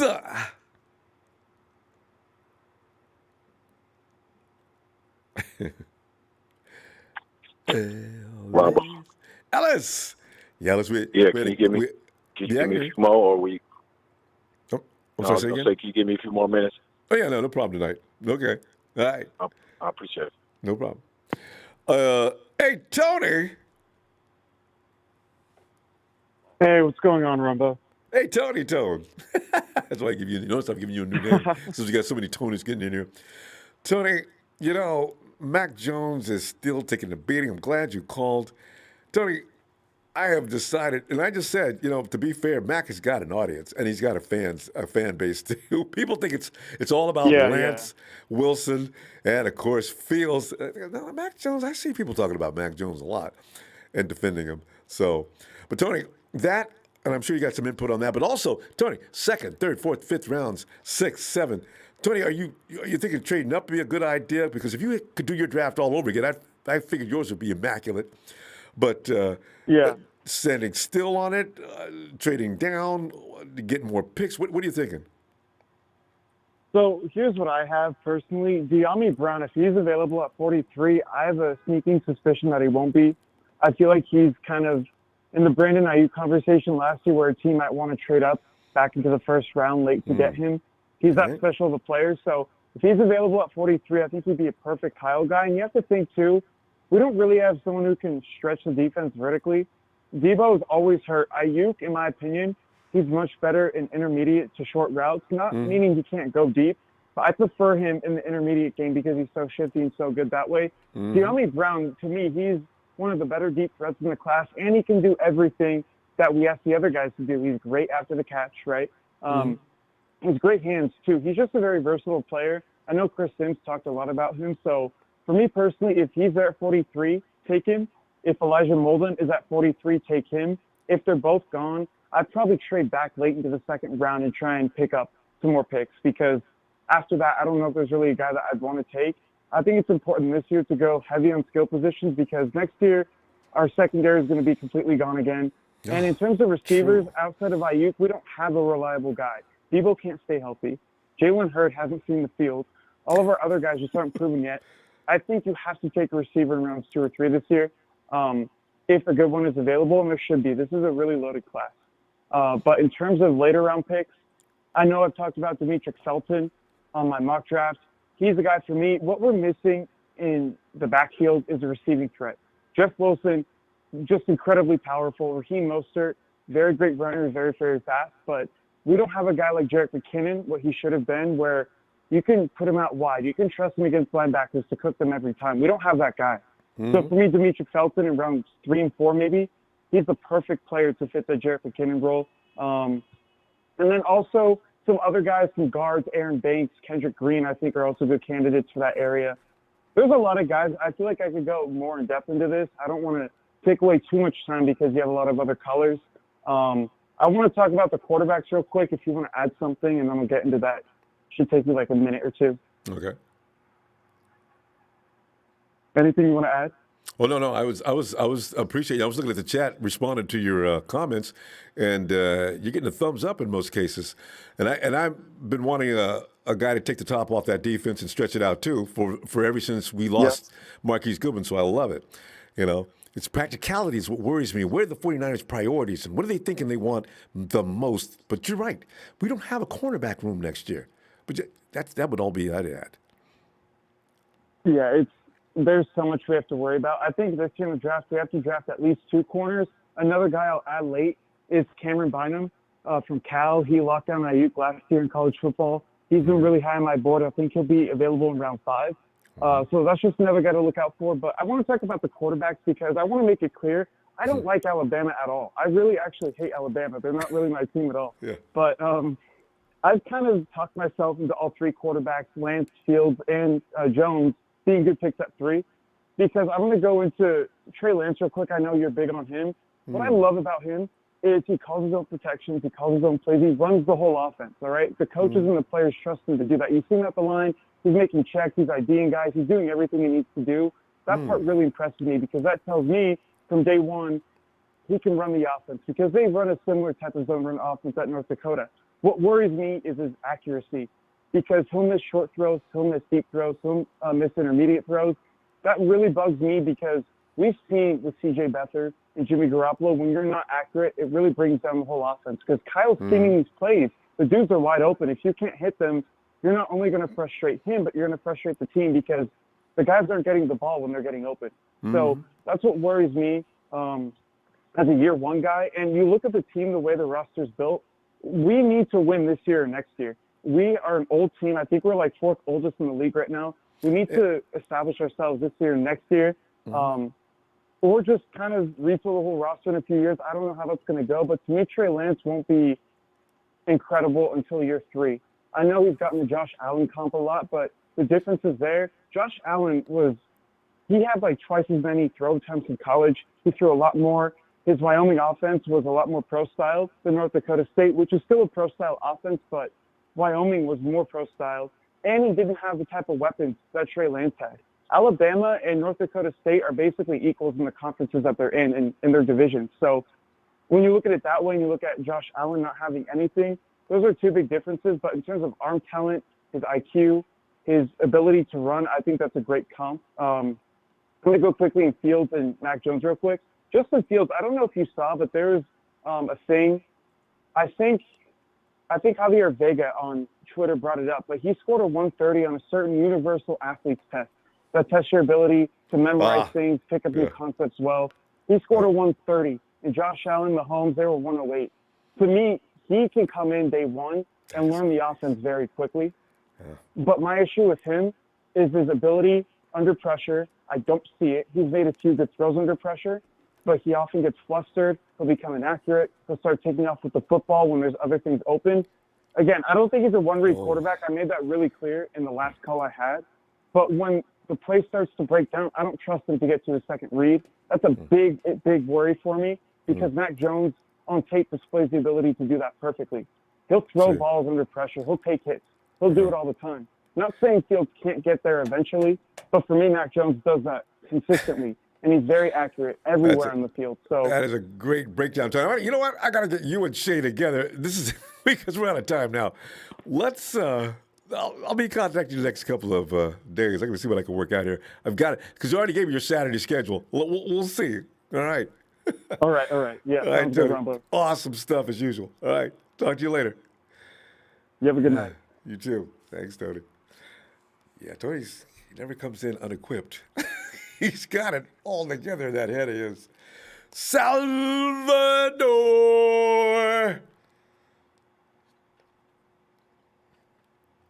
Yo, Sally. Mm-hmm. And Tony, that Atlanta man, Tony. Hey, Ronbo, what's going on? Well, Tony, I'm trying to get away from the controversial first round. As Tony, you know, it's really funny because normally I have nothing but love for my brethren all year long. It's when we get to this time of year when there's lots of Oh, the flesh flying is crazy. So I said today, you know what? Can we leave the first round alone for a minute and look at those other rounds, third, fourth, fifth, and sixth? But Tony, just because you're on the phone, have you heard anything I haven't heard yet about what's going on with the New York Jets? I still don't understand them. I really don't. What are you thinking? Maybe they're playing poker. But with who? I couldn't tell you because I haven't heard anything either. You know what? All teams have been kind of quiet. Especially Jacksonville. Jacksonville, that's why I'm so impressed with Jacksonville. Jacksonville is not saying anything to anybody. You guys, we're taking the best quarterback in this draft. Deal with it. And don't call us because I'm not answering the phone. I'm not making any deal. So. Yep. Them at Miami got those multiple picks. New England's got a few picks. Dallas. I pissed Dallas's fan base off last night on this other blog. Great. Because I told, it was funny, because I was typing in what we wanted for the golden ticket at pick 4. Yeah. I told them we would give them the fourth round, the fourth overall pick, our fifth round pick at pick 148, and our sixth round pick at 162. And in return, here we go, Ronbo. Check this out. I said, we switch picks. We take y'all's 10th overall in the first round. Yeah. We want that second round pick at pick 44. Mm-hmm. We want both of your third round picks at 75 and 99. And we want a first rounder next year. Ronbo, they went. Oh. See, hey, they can blame Jerry Jones. Jerry Jones is running around telling the whole world how I love me some Kyle Pitts. Okay. So when you call me in Atlanta, I'm taking everything you've got, Jerry. You want Pitts? Come get some and give me a lot. I would do it, man. Jones is an idiot. That's very fair. That's very fair. And they will save on their salary cap. What the Cowboys need to do is hire a real GM. Jerry Jones, he's become senile. He's done weird things. Why are you selling your? What are you telling everybody you want Pitts for? If you really want him, keep it down low, and then go make a deal. You're dumb. God, that's really stupid. So I was like, exactly. So as I'm saying, anybody he calls now, if he calls Atlanta, you did the right thing by pissing that fan base off. They're just frustrated because they have an idiot running the club. You're always going to be strange. I love it. Hey, Ronbo, do you think any team, say like a team wants a certain player in the first round, do you think another team's going to jump them? See, that's why I think Kyle Shanahan went to number 3. Did they feel, because a lot of teams get intel from places. I figure that everybody's got paid snitches or something. And they go in and they find things out, and the 49ers, that's a hell or a high. You give up 2 first in the future and a third. You knew something. What made you make that kind of move? We won't find out for a long time. So and they're keeping it hush-hush too, like they should. So, yeah. But like I said, Ronbo, I like production. I like production from players, man. Just like I'm looking here, that Patrick Jones kid I keep telling you about out of Pitt, the defensive end. Right. He had, freshman, sophomore, junior, senior year. He had like a half a sack his freshman year, 3.5 sacks his sophomore year, 8.5 sacks in 2019 his junior year, and 10.5 sacks last year. That's production. And progression. Yeah. Yep. You, I like that. And you're watching Barrett. Who's that coming back to Atlanta possibly? Beasley? I haven't heard anything after that first report. Yeah. So we'll see I hope so, because Dean Pease knows he puts players in positions to succeed. That's what I like about him as a D coordinator. And it was coaching last time with Vic Beasley when he had that big year. Dwight Freeney was a big help to him that year. A big help. You guys, NFC South is going to be, I think the Saints may be taking a step back this year. I'm going to love every minute of it. They lost a lot of blood. But you still got to do the Bucks, and the Bucks seem to be a unit that's sticking together tight. So, That's going to be Well, tough. we're coming after that quarterback. Nothing against Brady, but we're coming after him. So you got to coming do. after him. He hates and keep that pressure up the middle because Brady hates it when you come up the middle on him. He'll kill you coming around the edges, but coming up the middle, it bothers him. It's the best thing to do with him. Yeah. So we got the third pick in the second round. I heard your fan base talk about Najee Harris. I like Najee Harris too. I don't know if the Falcons do, but I also like Levante Williams out of North Carolina. But Najee Harris is the total package. But do you take a running back at number 4? Oh no. We're taking a defensive player in the first round. If we trade down, how many first round picks you got? Yeah, one. Just the number 4. I just hope they don't keep it. You can't take a quarterback because now you're paying 2 quarterbacks big money, and he's going to sit with Matt Ryan making $40.5 million this year. So that's a salary cap disaster. Well, Tony, good stuff. I always love talking with you, man. We can go all over the league. Let's see you tomorrow. I'll be back from Monday Night Raw. All right. We'll be back tomorrow, so you have a good evening. Looking forward. You too, Tony. Night. Right, thank you. Hey, thanks, man. Hey, Jamie. Mr. JLC. Hey, Ronbo. Jamie, it's the second round, third round, fourth round, fifth round. Jamie, have you got any designs on what you would like to do? If you were the man, they call you up suddenly. All right, Jamie, come on in, man. We're through with the first round. I mean, there's blood all over the walls and everything, and guys laying in the corner, ambulances rolling up outside because the first round is over now. And we can, cut the crap now and get back to the draft and see what you can do. Because the 49ers actually have done their best work after the first round, pretty much, other than Nick Bosa, Ayuk, Kinlaw, the jury is still out on. Michael Glinchey is Solomon Thomas and Reuben Foster have pissed people off to levels that can't even be measured. That's right, 2017, 2018. What do we do in 2018?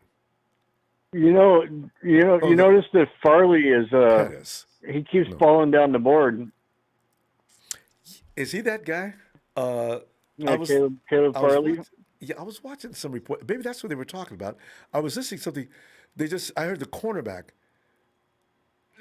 Yeah. And he was talking. It was him talking. And he's he said don't forget about him. He's going to make him pay. Yeah, that was him. That was him talking, right? I do remember hearing seeing that. The thing is, do you think that he can handle Metcalf twice a year? Isn't Farley fast? With his back that way. Farley's Does Farley have back issues? Yeah, he's the one that's got he just had back surgery or whatever. Well, that's what I heard about him that wasn't good. But he was the one that everybody wanted to start with, remember? Well, yeah, because he runs like the wind. Do you take a chance with him? And he's tall. Yeah, he's everything. He wouldn't be falling this far in the draft if not for that back procedure. From the way he says it, he's going to make you pay if you don't pick him. I see him talking. Phil said that too. Listen, Jamie. Yeah. What kind of back condition? Do you know anything more about the details on that? It's a disc, I think. He had a ruptured disc or something. Yeah. What are the doctors saying, I wonder? It's like I don't know. Doctors will say anything they're paid to say, right? I just wonder Yeah. if he's going to heal from that 100%. Is it possible to heal from a back injury 100% if you're a football player? Because I got a feeling Jalen Hurd's future is going to be pivoting around that problem because the knee is one thing. He had the back and then the knee, yeah. So I would like to get Stokes in the second round. Now, this guy can move. Yeah. Yeah, and he's pretty tall too. He's like 6'1", I think. Something like that. He's pretty tall. With tall that enough. Speed. What about his skills? Can he play the position though?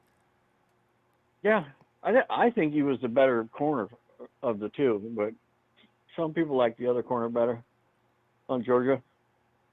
Surtain. Surtain's the physical guy, right?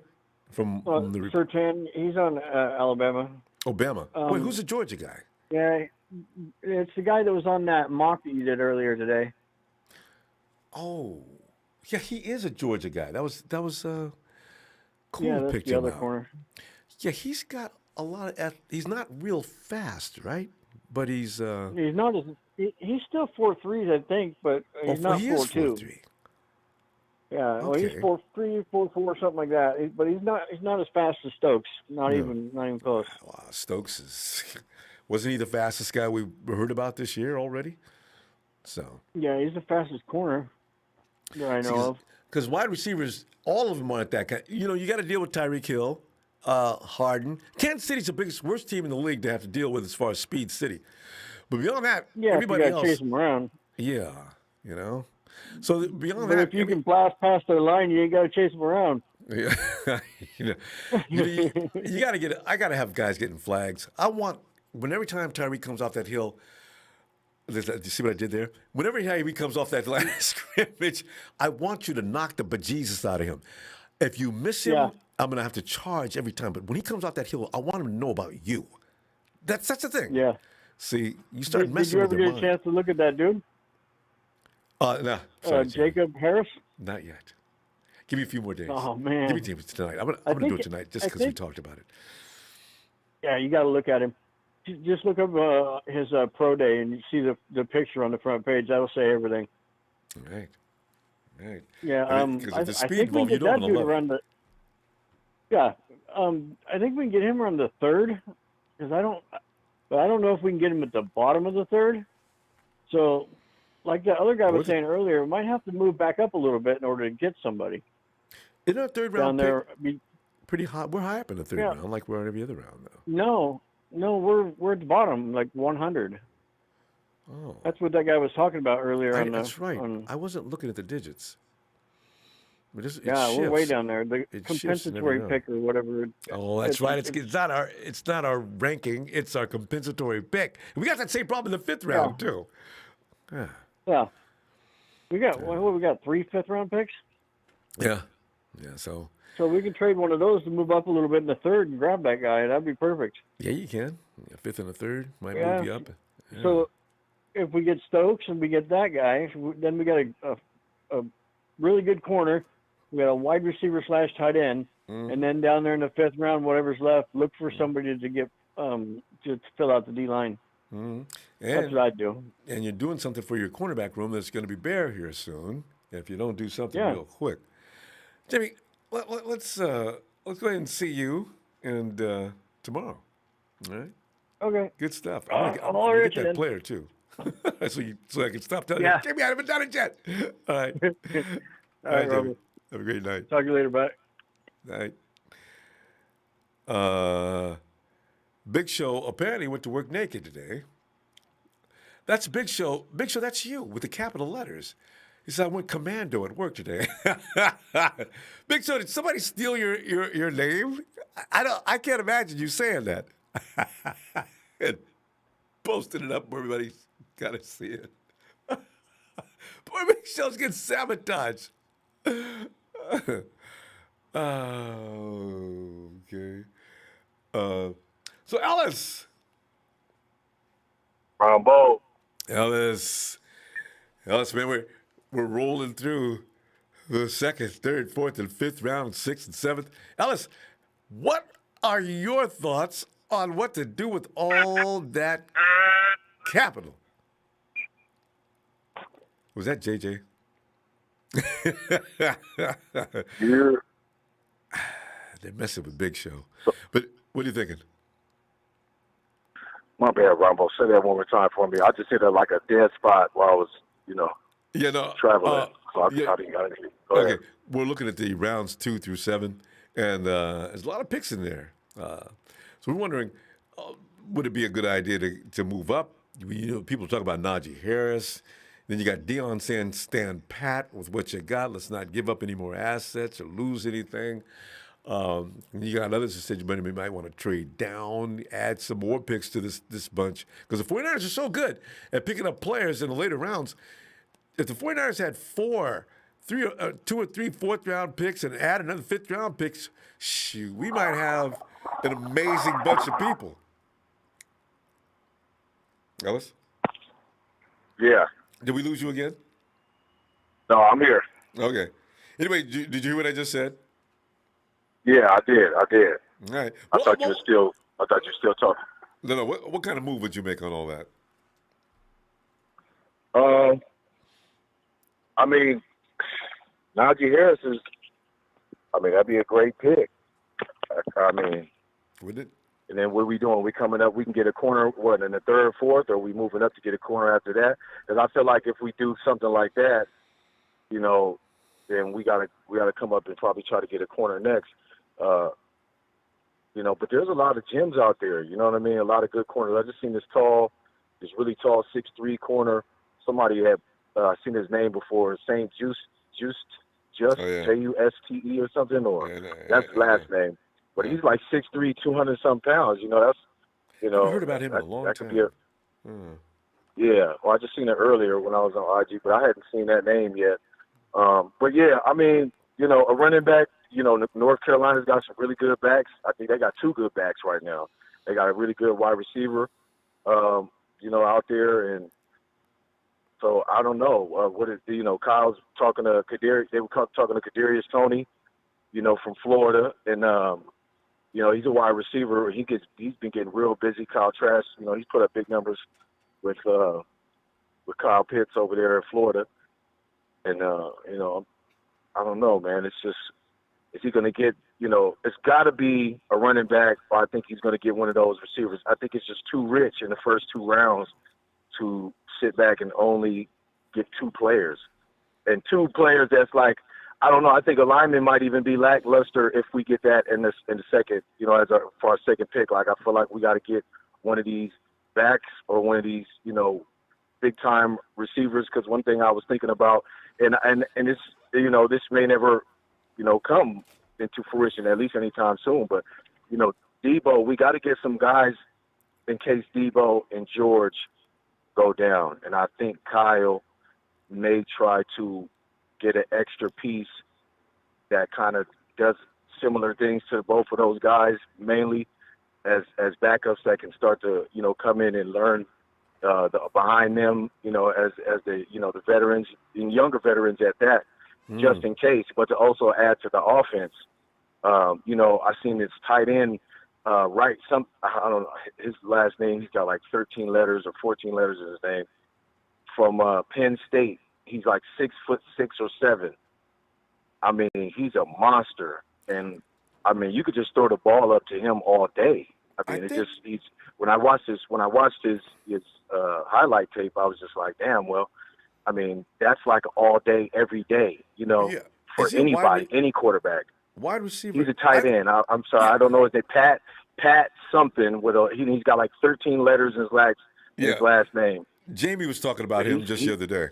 Yeah, man. When you said 6'6", so there's a lot of, and he can jump. 6'7". He's got a vertical. Yeah, too. he's like 6'6", 6'7". Yeah, he's a big guy. He moves. You know, he can block. He does a little bit of everything, man. I think. There's just a lot of guys, even Brevin Jordan, I think that's from Miami. I know, you know, we were looking at him. He's another tight end. There's just a lot of different guys out there. You know, Rondell Moore, I mean, that boy he's going to be probably going in the first round or early second round for sure. You know, he's a wide receiver, but he's got like this running back thing. He looks like he can get to like a Dalvin Cook kind of, you know, busy as far as in a running back. So I think he might be like a dual player where he can do these different things offensively. And so there's just a lot of big players, you know, Ronbo, that, you know, I'm just hoping we get some of the good steals that a lot of, you know, the fellas and you know, the ladies, you know, fan-wise have been seeing, you know, and that we've been looking to try to get, because everybody's coming up to snatch something. Everybody's going to get rich off of this draft right here. I feel, you know, probably one of the biggest drafts we're going to have in a while. And we got to hit as many. You know, I mean, look at the quarterback stock. Yeah, we got to, fella. Yeah, because next year is going to be really rough. You got a lot of 1-year contracts. There's going to be some boys next year, and maybe not enough funding to cover all of them. The cap's going to expand, but how much is the thing? So we're going to see. Yeah, Debo's number one in all yak, just to let everybody know. If you guys look, they just posted something. He's got more yak than A.J. Brown, than any offensive weapons in the NFL right now, and by a long shot. Yeah, so, you know, Debo's going to come back. harder than ever, and as George and the rest of the squad is. I know, defensively, Jimmy and everybody, especially with him getting Quash's back, I know they feeling real good, and this is going to be a big season. But again, we may walk out of there with 7 picks tops. I know we came in with 10. We're down to 9. We'll probably end up mortgaging 2 more of those picks. I'm thinking, at least 1 more of those and trying to move around, move up at least one time, unless, John and Kyle are feeling real, lucky. All right. Good stuff, Ellis. And we're going to go. I'll see you tomorrow and see what else develops in the adventures of the 49ers from headquarters. All right, fam. Yes, sir. Great stuff. Appreciate you, Brother Ronbo. Hey, back at you, fam. Make sure y'all hit the like and subscribe, man. As always, shout out to the Niner Faithful. And, yes, sir, we do it raw, man, Monday night. Hey, thanks, Ellis. Night, fam. Peace and love. And, hey, Salvador. See if Salvador's back, ready? Yo. What's up, Ronbo? Can you hear me? Hey, loud and clear. So, Sal. All right, good, yeah. So, Sally, man, looking at rounds 2 and beyond, man. Because a lot of people have different opinions what the 49ers are going to do. You got 9 picks to work with. Do you get bigger, get more picks? You lighten some up to get a prime time player if you can. Najee Harris's name has come up. The cornerbacks names, of various names are coming up. But, Sal, what does Sal do? You trading down? You standing pat? What's happening? Man, I always like trading down. Not too far. I like what we've been doing in past years. We moved down a spot or 2 to secure some more picks. And like I said in the previous call, use those picks to get back into the first round. Right. Let's do some hypotheticals, Ronbo. How many quarterbacks do we have on the roster? Right now, well, until I get rid of get rid of Johnson, I think we have 3. About 4 or 5. Huh? We got 4. I forgot about the rookie that we haven't drafted yet. I counted him too soon. So you got at least 4. 1, 2, 3. Now, that's what I said. Let's play hypotheticals, Ronbo. All right. I count Jimmy G, Josh Rosen, and Nate Sudfeld.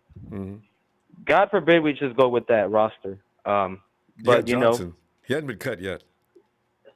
Well, I don't really think he's going to make it. Okay. If you go into that route, you're right. I think Johnson is the odd man out. All right, go ahead. Yeah. But say we don't do quarterback. Do you want to take the best player available at 3, or are you going to move down? No. You know what? You got to move down because if you're not taking a quarterback, yes. You can get Jamar Chase. You can get Kyle Pitts and piss Jerry Jones off. You got anything you want to do. You get the best tight end. You can get Penei Sewell. Oh, the shopping would be like you in a spend shopping money mall. to make money. Yeah, you got to spend money to make money. You know. I know it's not gonna happen, but I'm tired of fucking talking about quarterbacks because it's gonna switch. We have 2 weeks until the draft. Yes. So I'm done. I'm not going to talk about the quarterback. Whoever we take, we're going to take. But let's play hypotheticals. Let's improve the team. How many holes do we have? I think this whole draft is going to be offensive players, with the exception of some starting corners in the later rounds.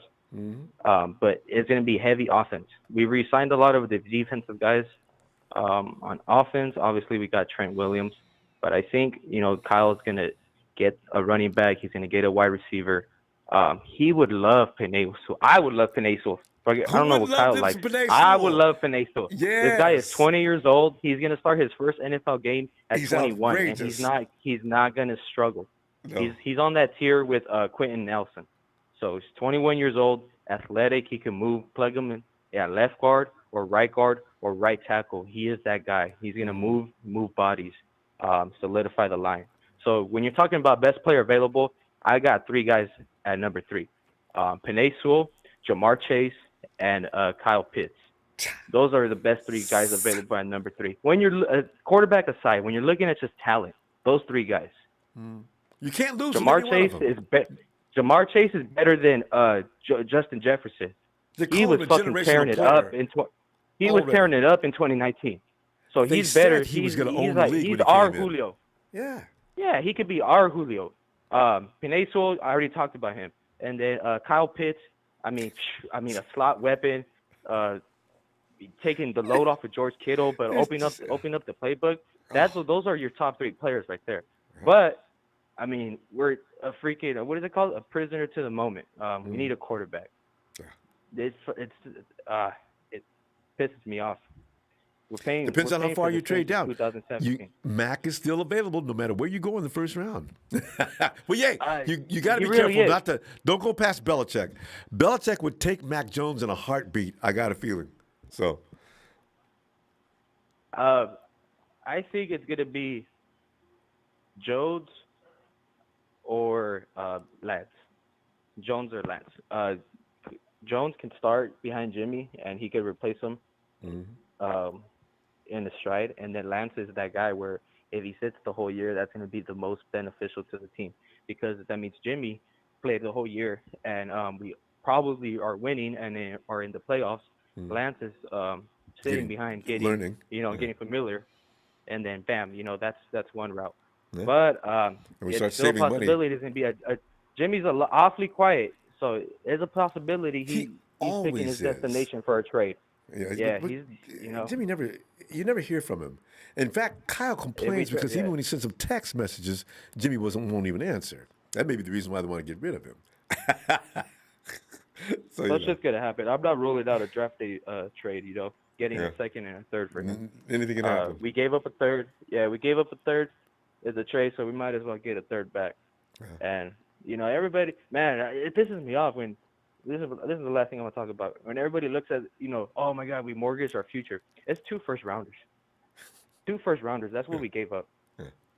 2 first rounders to build the future. Yeah. And we should have done that in 2017 with Watson and Mahomes. We should have drafted those guys. But prisoners of the moment. We wanted a what's that fucking guy? Solomon Thomas. And it's Solomon Thomas. Yeah. That was a mistake. Sal, we're gonna go and let's see you tomorrow if you get a chance. I'll try to get back in here, Ronbo. All right, good stuff. You have a good night, Ronbo. Yeah, you too. Sure.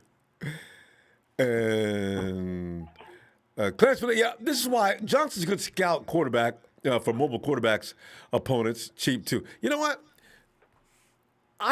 That's why the defense got better last year as far as running quarterbacks. They damn near killed Kyler Murray, and they weren't able to do that before. So I kind of like Johnson.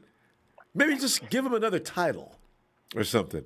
He's going to be in the practice squad, then you don't have to be bothered with anything more than that. We're carrying another extra quarterback, but he's a practice squad guy. Hey, Shay. What's up, Ronbo? Shay, man, we're trying to expand this program beyond the first round. And, because the draft is coming up soon, Jay. We haven't talked about rounds 2 through 7, other than your draft and everybody at Lee and everybody else who's done a draft. But otherwise, every day we're focused on round 1. What's going to happen beyond that? Dion says we don't do nothing. We stay right where we are, don't lose any assets, and let's see what we can do. Others want to see if Najee Harris is available. Can we go get him, please? And then you just heard Sal say trading down. I love a lot of added picks. But what are you thinking? No, yeah, I mean, I think Najee Harris is a great prospect, man. I would love him. I mean, he's a Stockton kid, home and grown, from the Bay Area around here and stuff like that. So it would be awesome to have Najee if the 49ers draft him. I wouldn't complain. I just think, Kyle doesn't really need to circumvent the wheel here. He's done great drafting unrestricted free agents. His entire career, from Arian Foster to Alfred Morris. The guy just finds talent. He even tried to sign James Robinson, the running back for the Jaguars. He was even trying to bring him in, but he ultimately chose the Jaguars because he knew he would get more playing time since Leonard Fournette left. And it's the same thing, finding hidden talents in Mostert. The guy, Wilson, and Jermichael Hasty. He just finds really good running back talent. And I think he's the best at doing that in the late rounds. Super collegiate running back is overrated, then, in your thinking? No, not at all, Ronbo. I never. No, I would say I would draft Najee Harris. I just don't think Kyle would be like, well, I could find a guy, who almost has the same intangibles. They do think like I've hit. That's one thing like he's that. always been hitting on is his later round running backs. But if he decides like, oh, this is the ultimate prospect, which I think Najee Harris is, I would do it too. But I heard Tony. He made some great points. Dwayne Brown is good. I was watching film though on Javonte Williams, who is another UNC guy. But USC got some really good talent because they got Javonte Williams, another good running back, but also Michael Carter. Michael Carter to me is just as good as Javonte Williams. They are both some star. They had a good 1-2 punch combo coming out of North Carolina. But then also too, Daz Newsome, man. Daz Newsome to me is one of the best prospects. Immediately, if you turn on his film, you think, damn, that's a Kyle guy. He has Tyreek Hill-like speed. He's very explosive. He's great at run yards after catch. I mean, he's a yak machine. And he's to me, he a lot of those bubble screens, those quick 1-2 outs. Like, I mean, the kid is just really talented. I think Daz Newsome could be a good pick too. In the mid seconds, maybe early seconds, depending on what team needs is. But yeah, Ronbo. But as far as me, man, I would go cornerback or DN, man. I understand we're getting a lot of positives. Yeah, in second round. I understand we're getting a lot of positives on Nick Bosa and everything, but again, you truthfully can't test that ACL, and you don't want him to have a relapse in when he's out there or something like that. Yes. I would, like I said, if we're gonna if you even say half his if he's projected to do like about 400 snaps, I would even half that to maybe be around 200 to 200 snaps for the entire season. Yeah. Just to make sure that ACL fully heals. But I would definitely, we have Verrett on a 1-year deal. We re-signed K1 on another 1-year deal. So we don't have anybody. And maybe if you draft the cornerback in the second round and hopefully mold him, and maybe he gets some snaps due to somebody being injured a couple of games, and he gets to test the waters, and hopefully the future, he'll be the starting quarterback moving forward. But yeah, I mean, Dante Johnson is the backup right now next to Jamar Taylor. And Jamar Taylor's not even outside; he's a slot corner. So, how is Jamar's rehab going? Nobody ever talks about him. He's still on the roster, I imagine, but wow. Yeah, he is, Ronbo. I think he's getting better. I mean, no news is good news, I guess. Right, well, yeah. At least for no lapses in the rehab, at least that. But yeah, Ronbo. But I mean, like I said, this draft is stacked, and I think so. I would say like there's really good offensive lineman talent in the later rounds, and there's also really good wide receiver talent. This wide receiver class is oh man, there's just a lot of good players that will go in the later rounds that could be stars, potentially if they go to the right systems and stuff like that. In fact, like I said, there's Shay. What's every year there's a group that is like dominating as far as talent goes. What is the dominant group this year? Is it wide receivers? I would definitely say wide receivers. Yeah, yeah, Ronbo. I mean, you're gonna have guys falling, to the later rounds. There's a bunch of good wide receivers out there. All the way from Tutu Atwell, who's a nice burner from Louisville, who's good. We gotta get one. All the way. Right. Gotta get one. To all the way to like I said, Dwayne Eskridge. Like Dwayne Eskridge might go in the 3rd or 4th round, but that man has second round, first round talent. I mean, the kid is just explosive. But again, he comes from a D2 school. But there's gonna be a lot of wide receiver talent out there that you just hope Kyle sees, which he does. I think he does. He does a good scouting report, right? With Debo and Ayuk. So he knows his wide receivers. I mean, he played wide receiver in college. Yeah. So I think he'll do his due diligence and try to draft the best guy wherever the positional value is. Whenever the 49ers are up to draft. So I have more than enough faith. But yeah, I would say Ronbo, like the most dominant position is definitely wide receiver, and then next I would say like O line, right? Next I would say like O line. So yeah. I'm excited though. Everything we need to stock up on because we got no corners next year. Everybody's on a 1-year deal. Yeah. It's gonna be amazing to see what they do next year. Shay, as always, a good stuff. Shay, let's see you tomorrow. Awesome, thank you, Ronbo. Yes, sir, Ronbo. Shout out to my TNT guys, Ronbo. Thank you to production. Thank you, Ronbo. God bless you, sir. You guys have a good day. Thanks, Shay. Back at you. Or good night. Sorry, Ronbo. Take it easy. Night, Shay. And there's Papa Dragon. Hey, Rumble. What's up, brother? Papa Dragon. But we're looking at the second round through the 7th round and give the first round a break because I'm sure we're going to talk about it a lot between now and draft night. But, there's more to this draft than just the first round, Pop. So, what do the 49ers do? Because we got a lot of things we need to do as far as this roster. We got people leaving next year, a lot of guys on 1-year contracts, and we're not going to be able to pull this miracle off year after year. So the 49ers are good at finding these talents in other rounds besides the first round anywhere, in early rounds to be for exact. We've had some really bad picks in rounds 1, 2, and well, 3 actually things starting to get good. 3rd, 4th, and 5th round, 6. Man, we've done a great job. Pop, are you gonna stand pat with the picks? Do you think trading up would be a good idea? You're gonna lose some, of course. Or do you trade down, gain some more? Since our scouting people are so good, what do you think? Well, it depends if we're going to break form. Our current form is we like to draft an injured player.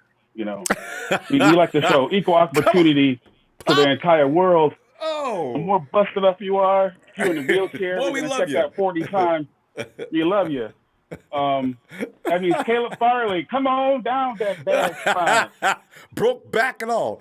Let's mix up those bits. Well, I have a draft philosophy. My draft philosophy is most football guys will tell you that when it comes to drafting, especially in the early part of the draft, you're drafting for O-line, defensive line, quarterback. But I have a fifth category that nobody ever talks about, and that is the freakishly unnatural category. In other words, freak. Now, let me just paint the picture real quick here for you. These are some of the freaks we have passed up on over the years. Now, we have not passed up on all the freaks, but these are some of the ones we passed up on. We passed up on Javon Curse. We passed up on Randy Moss. And we also passed up on Brian Urlacher. Now, that's just a few. I have a whole list of them that we passed on. All right. For whatever reason, these people get passed up. And in college, they're known as freaks or the freak, or freak things happen when he touched the ball. A lot of people don't know that Brian Urlacher was a free safety and kick returner in college. He became a middle linebacker in the pros.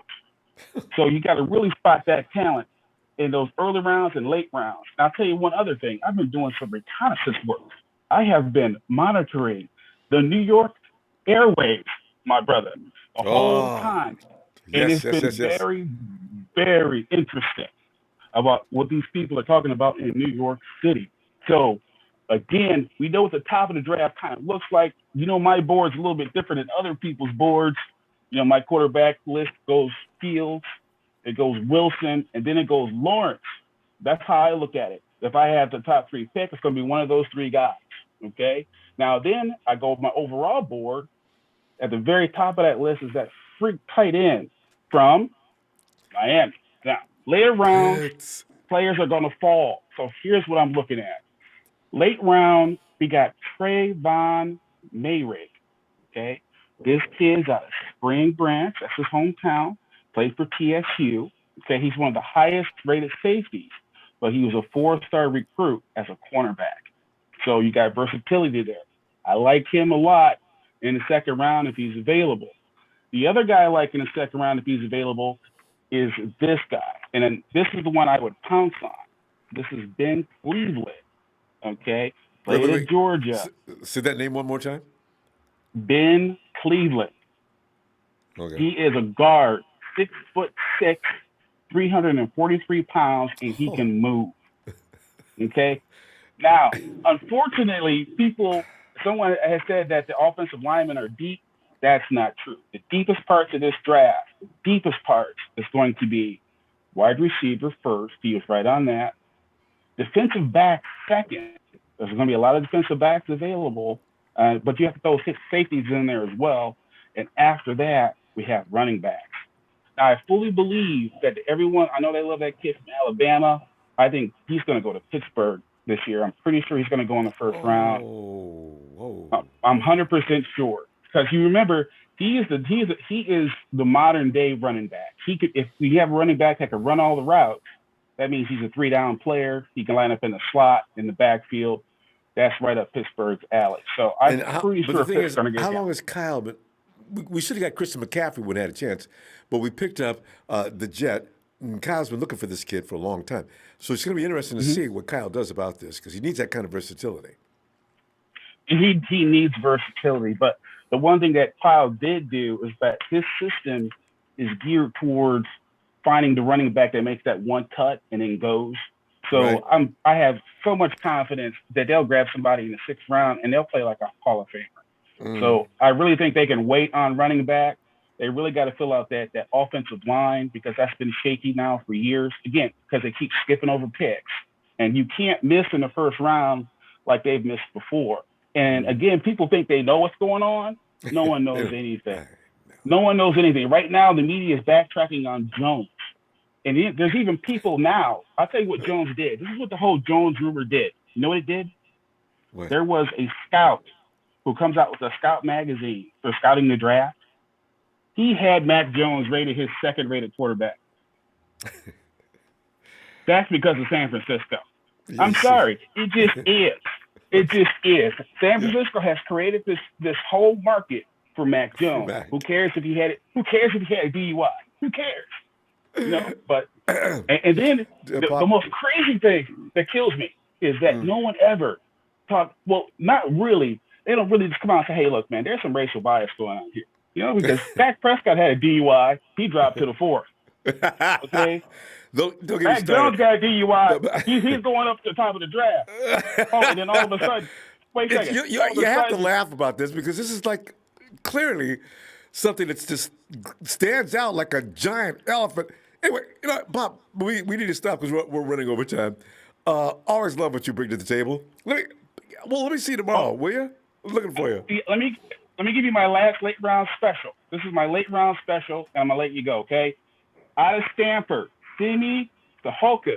He's a 6'4", 225-pound wide receiver that can really move his tuchus, and he's from Stanford. Sign him up, 5th round. He's coming to the Niners. There you go.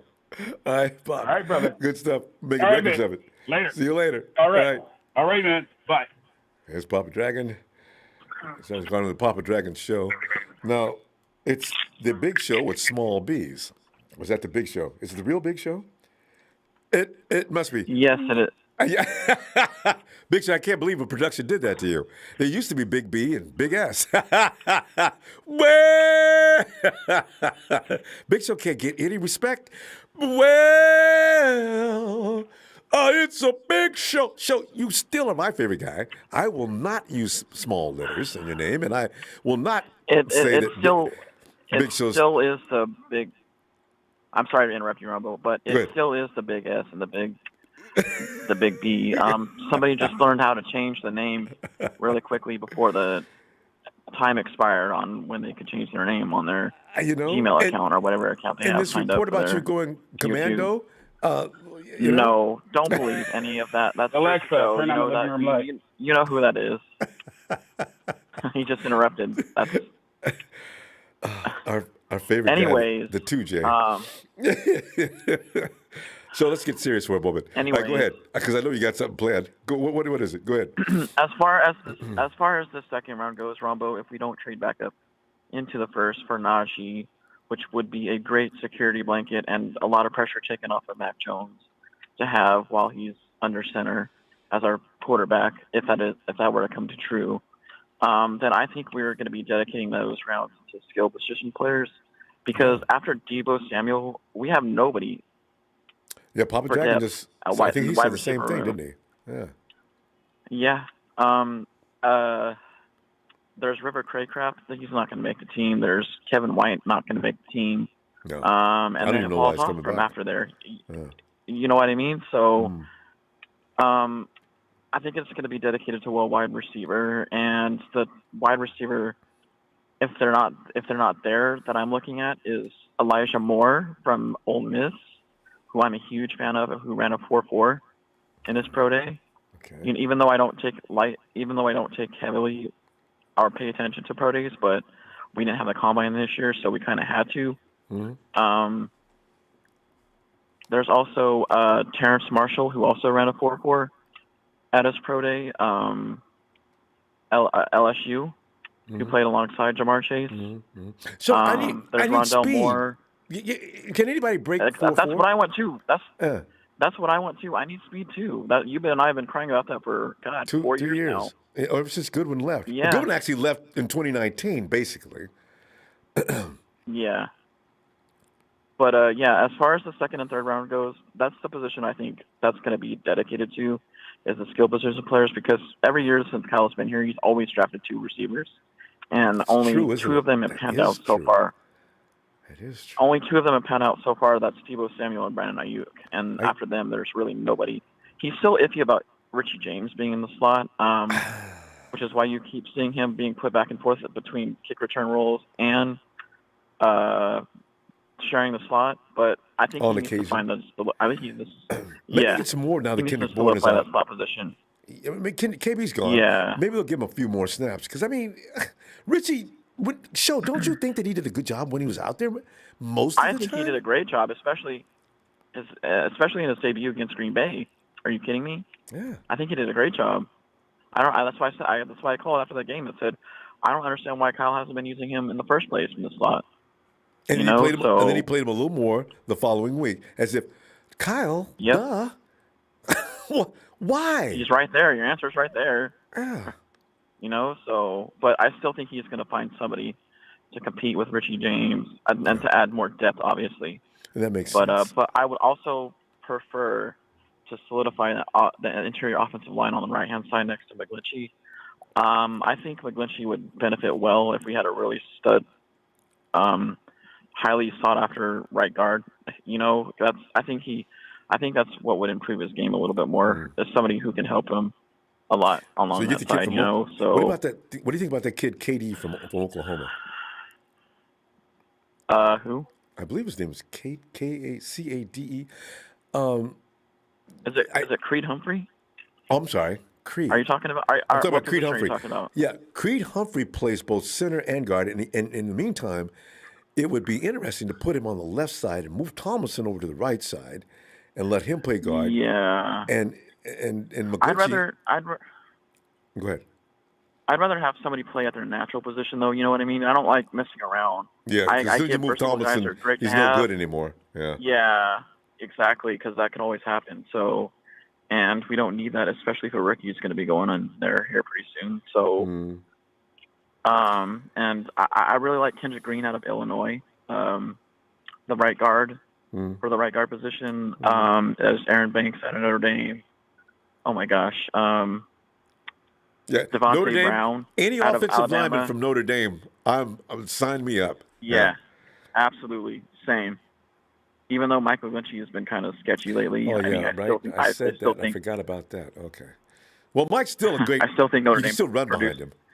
Yeah. Yeah, that's what we drafted him for. In the first place. Just like DeForest Buckner when we drafted him. Remember when DeForest Buckner was being hated on for the longest time? Oh, he's not doing his job. Well, we drafted him to stop the run, people. Yeah. Come on. Yeah. Just like McGlinchey, we drafted to block for the run. So. It's unfortunate you can't get a package deal that could do. I know, right? Indianapolis. What's the guy that played next to Mike? That guy's. You could do anything with him. Yeah, QN is. God. Yeah. Oh. So. And John said he couldn't. John said he couldn't take his eye off of Quentin Nelson when he was looking at McGlinchey. He said his eye kept going towards Quentin Nelson, but that's who we should have traded up for that year. It was Quentin Nelson, I think. But too late now. Anyway, Show. Yeah. Great stuff as usual. All right. Can't wait to hear from you. It's draft time. This is the big and show. Ignore the imposter. Ignore the imposter in the chat room. Just block him if you have to. That's not me. We all know him. We can't block him. That's JJ. I know. It's unfortunate. Just he likes you so much. He just can't leave you alone. I know. That's not me. You will know when it's the real me. I know. All right. He always Y'all says something take care. outrageous. All right. The night show. All right. Good night. Hey, JJ, you're so good at this. Do some Rudies too. Get Rudy, get his stupid names, and write something up just ridiculous on him. That'd be awesome. Anybody who wants to do that, I do encourage it. Oh, it's dollar. Wait, is that? No, it's Bill. What do I? Silver dollar bill. Bill. What's up, Ronbo? Bill, I've been waiting. I do think of casinos and fun stuff. So you're going to be silver dollar Bill. Bill, I'm about doing my own thing, barely on here, listening to a lot of jibber jabber on ESPN and everything. Oh God! I've got to say, people are not really giving the guy a lot of chance. Who, Bill? So, and tomorrow's my birthday, by the way. All right. The 12th of every April. But like I said, dude, the man we should not pass on, and I'm really concerned. We're talking about how great Shanahan is and everything, but I have a feeling if he passes up on this kid in a couple of years, we'll probably be talking about the next Pringle coach that we're going to end up having, because I have a feeling that he might not last. He sold the farm, but then if you don't grab him, I have a bad feeling about it. I know who you're getting ready to say. You're getting ready to say. Fields is going to be trouble. Oh, okay. Yeah. Fields is not going to be the guy we should grab. I just got some talent, but look at the history of Ohio State quarterbacks. Look at that. That's a red flag, okay? I mean, and then let's take a look at the Alabama quarterback. No, I don't want him. He was good. Any quarterback could have started behind Alabama and would have still did good. I'm sorry. No good. I can't go with that. So let's talk about the guy I want to say. Pick the quarterback that I'm about to come out of my mouth before I say it. And it's not Trevor Lawrence. I just have a good feeling about him. I think you should grab him. And he might do it, but I'm really nervous about it. Are you there? Can you hear me, Ronbo? Hello? What happened? Oh.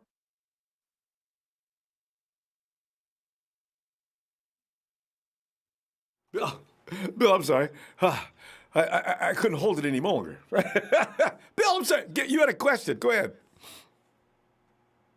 Yeah, just take the guess of the quarterback. Hey, wait, the Jets? The Jets. Are you talking about Zach Wilson? No, we don't need Zach. Who are you saying? Because I still don't understand what the Jets are doing. I'm sorry, go ahead. The Niners should get Trey Lance. Oh, yeah. Well, you know what? There's a big chance of that happening, Bill. Because the people who love Fields are screaming, and the people who like Lance are screaming. But we don't know. The Mac Jones people are a little more quiet, but we don't really know what's going to happen here, I don't have faith in Mac. I'm sorry. Yeah. Like I said, you would have keep Jimmy, and there you go. Jimmy for 2 years, see what he could do. Develop Trey Lance. There you go. Both sides win. Mm-hmm.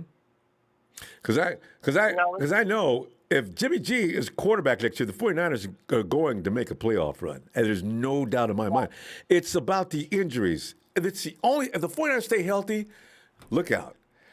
If we have the same year as last year, it's going to be the same dismal situation. Everybody's going to get in trouble. Jimmy gets thrown out. And somebody may get fired from the front office. I don't know. So it's scary. Health. No, if he gets injured, we got Trey Lance to develop and to give Shanahan some time True, to but develop Trey. Yeah. The thing about RG3 started too soon. Yeah. Went out there and RG3 would have had time to develop. I think he could have been a really good quarterback. Yeah. Well, he was for a while. But he was doing a lot of things that a rookie quarterback does. And he ended up getting hurt. This is why I'd like to see the quarterback brought along like Mahomes was in Kansas City. Just don't rush rookie quarterbacks out on that field. First of all, the speed is too much for him in the beginning. You saw that with Tua last year. Oh, he got overwhelmed a few times. That's just too fast, too much. Mac Jones, they're going to want to start right away. That's not going to turn out good. No, Max going to want to start right away. Mac would not start right away. No, and I have a feeling we'll have a C.J. Beathard Jr. out of Mac Jones. I mean only two good quarterbacks that actually came out of Alabama. I'll bet you he's not as tough as C.J. C.J. could hit by a truck, get up, dust himself off, and go back to the line of scrimmage. I bet you Mac Jones can't do that. He'll be injured quick, really quick.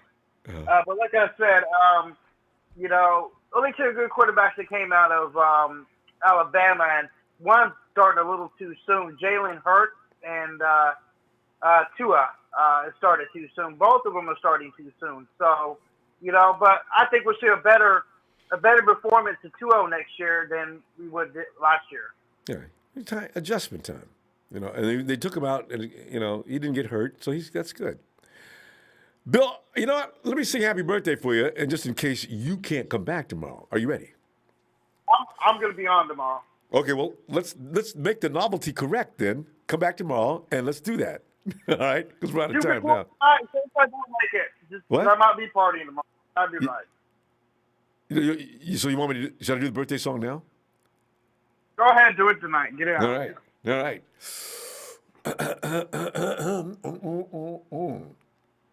It's for a man, silver dollar bill. Happy baby birthday to Bill. Happy birthday to Wild Silver Dollar Bill. Happy birthday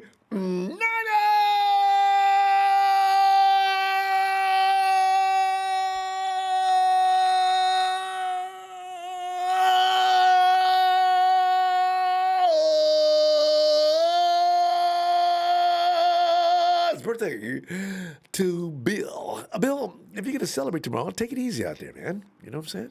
Yeah, and he might not go quarterback either, so. Yeah. If he does that, everybody's going to go nuts. That's going to make news. All right, Bill. If we see you tomorrow, we do. If not, party hard. All right. Talk to you later. All right. Good.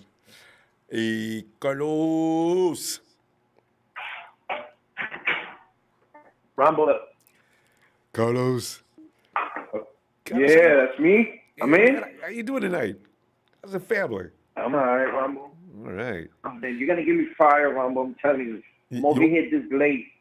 Just so I can do my little mock draft real quick. Oh, okay. Well, I won't interrupt you there, Carlos. Try to. Okay, I'll listen to you. Okay, real quick. Go ahead. What I would do, I would to try to trade up. I would get rid of McGlinchey and a 6th-round pick. I'll trade him to either Indy, where he can play with his buddy from college. Quentin Nelson. Or with Quentin Nelson. And I'll try to trade up into the 2nd round. Somehow somebody would take McGlinchey. And I would take tackle. This kid is a monster. This kid he's tough. Kevin Jenkins from Oklahoma State. Right. He's solid. All right. Yeah, he could do the run and the pass. Very Good. All right. And then I feel like we need a big wide receiver because I feel like we got the speed with IU, and we got power. Debo who could just that could run in between, do the jet sweep and the slot and all that stuff. Debo could do anything. I feel like we need a big wide receiver because Jalen Hurts is always hurt. We don't know what we're gonna get from him. And we got this kid from Florida. What's his name? His name is Trevin Grimes. The kid is 6'5". He's like 215. He's solid. He's solid, man. Those are the kids that I like, man. And I feel like they can really come in and contribute right away. Right. Sounds good. That's all. Yeah. Yeah.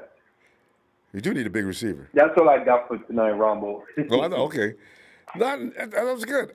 Because this draft, everybody's saying, that's paying attention to the numbers, says this draft is loaded with wide receivers. And there's guys out there that's 6'6", too, as a wide receiver that I've heard about more than once. So to get a 6'5" or 6'6" receiver, I mean, these are guys that make Metcalf look little, Talk about a big target. I like that idea. Speed is the thing, though. We need to because I know the speed is your thing, but I think we could pick up, another kid with some speed. If not, later on in the rounds, in the fifth round, or if not, I think we could sign that kid that opted out from Atlanta that we brought in last year, but he never got to play. He opted out. I forgot what was his name. He was supposed to be really, really quick. Atlanta. To stretch up the field. Yeah. Can we get the chat? Somebody, who is this that Carlos is talking about from Atlanta? That was fast. That opted out. That's a curious shot. You mean a guy that's already in the league and opted out because of COVID? Right, yeah. Yeah, Ty Hilton. I can't. I know what you're talking about. Nobody talks about him. Hey, we were talking about receivers. I forgot about him. He's a veteran though. That's been around. He may. We'll see. Travis Benjamin. Yeah, that's him. Yeah, that's him. That's him. Thanks, Lino. Yep. Yeah, Travis Benjamin. I keep forgetting about him, and I think last year he was going to give Richie James a problem had he stayed with the team. So we're going to see what happens with that.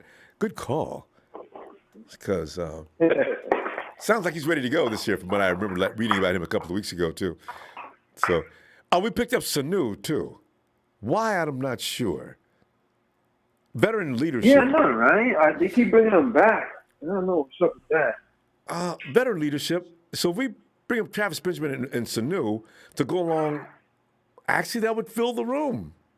You got Sanu, you got Benjamin, you got Debo, you got Ayuk. You know what? The 49ers might draft a wide receiver this year. But why draft a wide receiver if you're going to cut him? He better be good. And then you can get rid of somebody else. Right. But Travis Benjamin, Travis Benjamin from the Chargers, though. Who? Who's that? Travis Benjamin. He's from the Chargers, though. At least it was.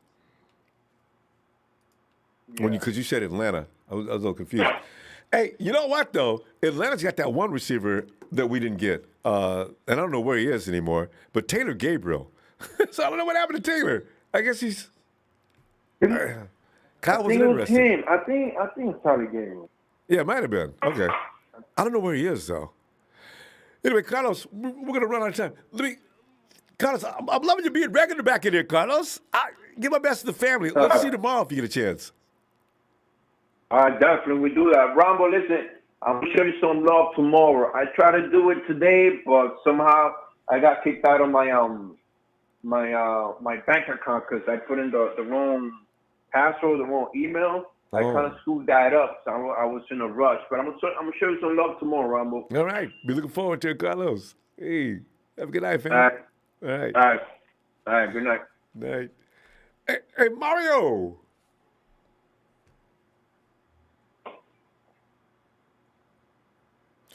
Mario. Hey, what's going on, Ronbo? Hey, Mario, man, we're trying to look at the other rounds besides number one. You know what I'm saying? We're looking at round 2 through 7. Mario, you can either keep all those picks and stand still, just pick them out one at a time.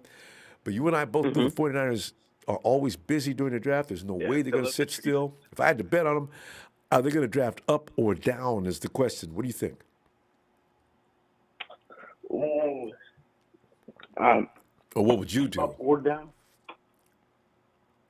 I think they should probably trade up, honestly, because they're already like a winning team. Like they just need like parts, or they only need like a couple of spots that they need to fill. True. They don't really need like how many picks? Like 10 picks? 9. Yeah. But you know what? They gotta worry about the future.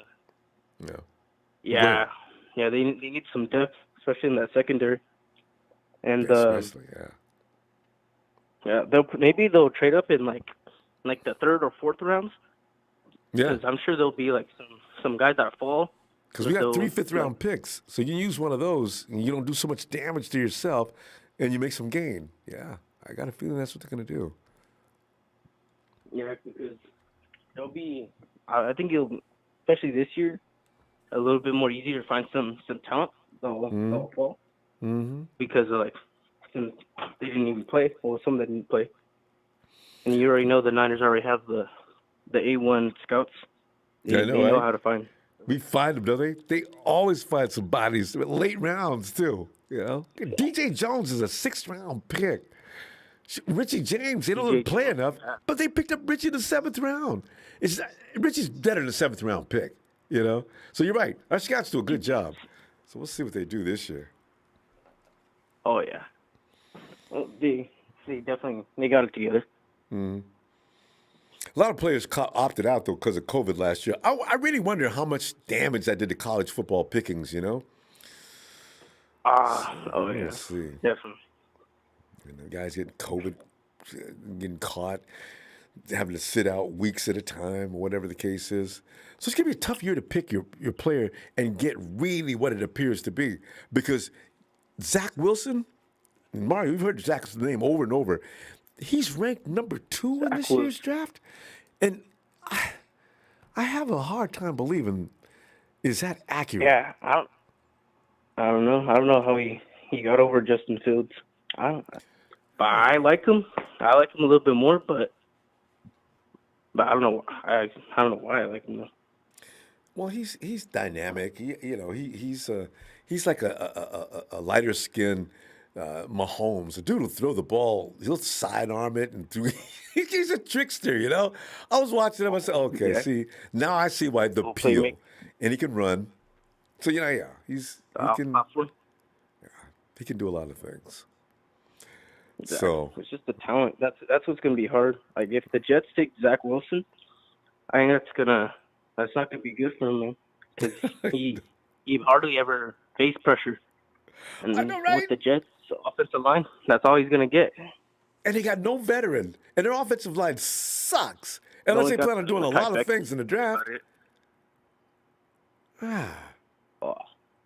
He could be that guy. Mario, every year, 1 or 2 quarterbacks bite the dust. He could be the one, especially the first-round quarterbacks, because their offensive line is not good. He's not a big, tough-looking guy.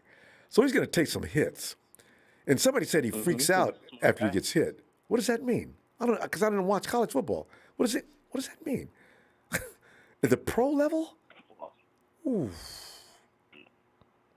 No. So we're going to find out. Yeah, we'll definitely find out pretty early. They got no quarterback. You're just gonna push them into this. And they got no second. I don't know. They got no better they could bring. There's no Fitzpatrick, should I say, is going to come out there and save him. So that's going to be interesting to see what the Jets do. They must have a plan. They have to know this. Mario, if we know this, they got to know this. I'm going to laugh. Oh, they ruined another quarterback. Yeah. That's what they do. Yeah, well, that's their problem because we're going to be fine this year. Yeah. We got exactly. Whoever they get, I'm sure they're going to turn out just fine. Yeah. Maybe, even with Mac Jones. I still think it's still, even with the Mac, that team still, it's just that good. I'm telling you, Mario, I'm starting to pull for Mac Jones because I think people, come on, man, we're being prejudiced. Let's get him in the league, and then if he fails, okay, tear him up. But we're tearing this dude down before he even gets into the league. Exactly. That's not fair. We just gotta show them that we clearly don't want him. Yeah, nobody wants them because of what we see in the other guys that are available. I mean, exactly. You want Lance, you want Fields if they're there, and you don't want to take the third option necessarily, you know. But you still, Mac Jones could be a bad mofo. We don't know yet. Oh, he yeah. He may play better in the pros. Kyle's guy, he's definitely going to be that guy. Yeah. I don't know. But anyone's but Mac Jones will be exciting. Just to more fun. Sparkle. Oh, we're going to find out. Ooh. Hey, Mario. Hey, Mario, I'll be back tomorrow for Monday Night Raw. Be looking for you, okay? All right. Later, Ronbo. Good night. Good night, fam. Appreciate you. Night. Yeah. Because, Mac Jones, man, I'm going to laugh if next season Mac Jones, who was looked upon by most fan bases as a complete waste of time, is starting for what team could Mac end up going for? Anyway, Jones is seeing a lot of action and is now leading the league in several categories. But I'm gonna have to laugh. I'm gonna say, you know what? That's it. That's it. There is no way to judge a quarterback coming out of the draft, especially your first-round quarterbacks. They end up being the worst ones, unless they're late in the first round or something like that. But you look at your top picks of the first round between 1 and 10, I'm trying to think. Every year, except for, Herbert over in with the Chargers. He worked out. Jared Goff wasn't bad for a little while. Carson Wentz. Longevity, I guess, is the thing. Are they going to get past their rookie contracts? Both of them. You look at Wentz, Jameis Winston. Who was that with him? Mariota.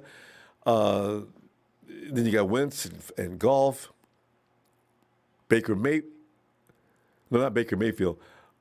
Was it, what was Money, the guy from Texas? Wasn't he a first-round pick? See, I say, it's scary to pick up a quarterback in the first round. We need to be concerned, but we'll see. My God, it's scary. It better work out, or else, man, the heads are going to roll. Anyway, fam, I'll be back for tonight's Monday Night Brawl. Looking forward to seeing you.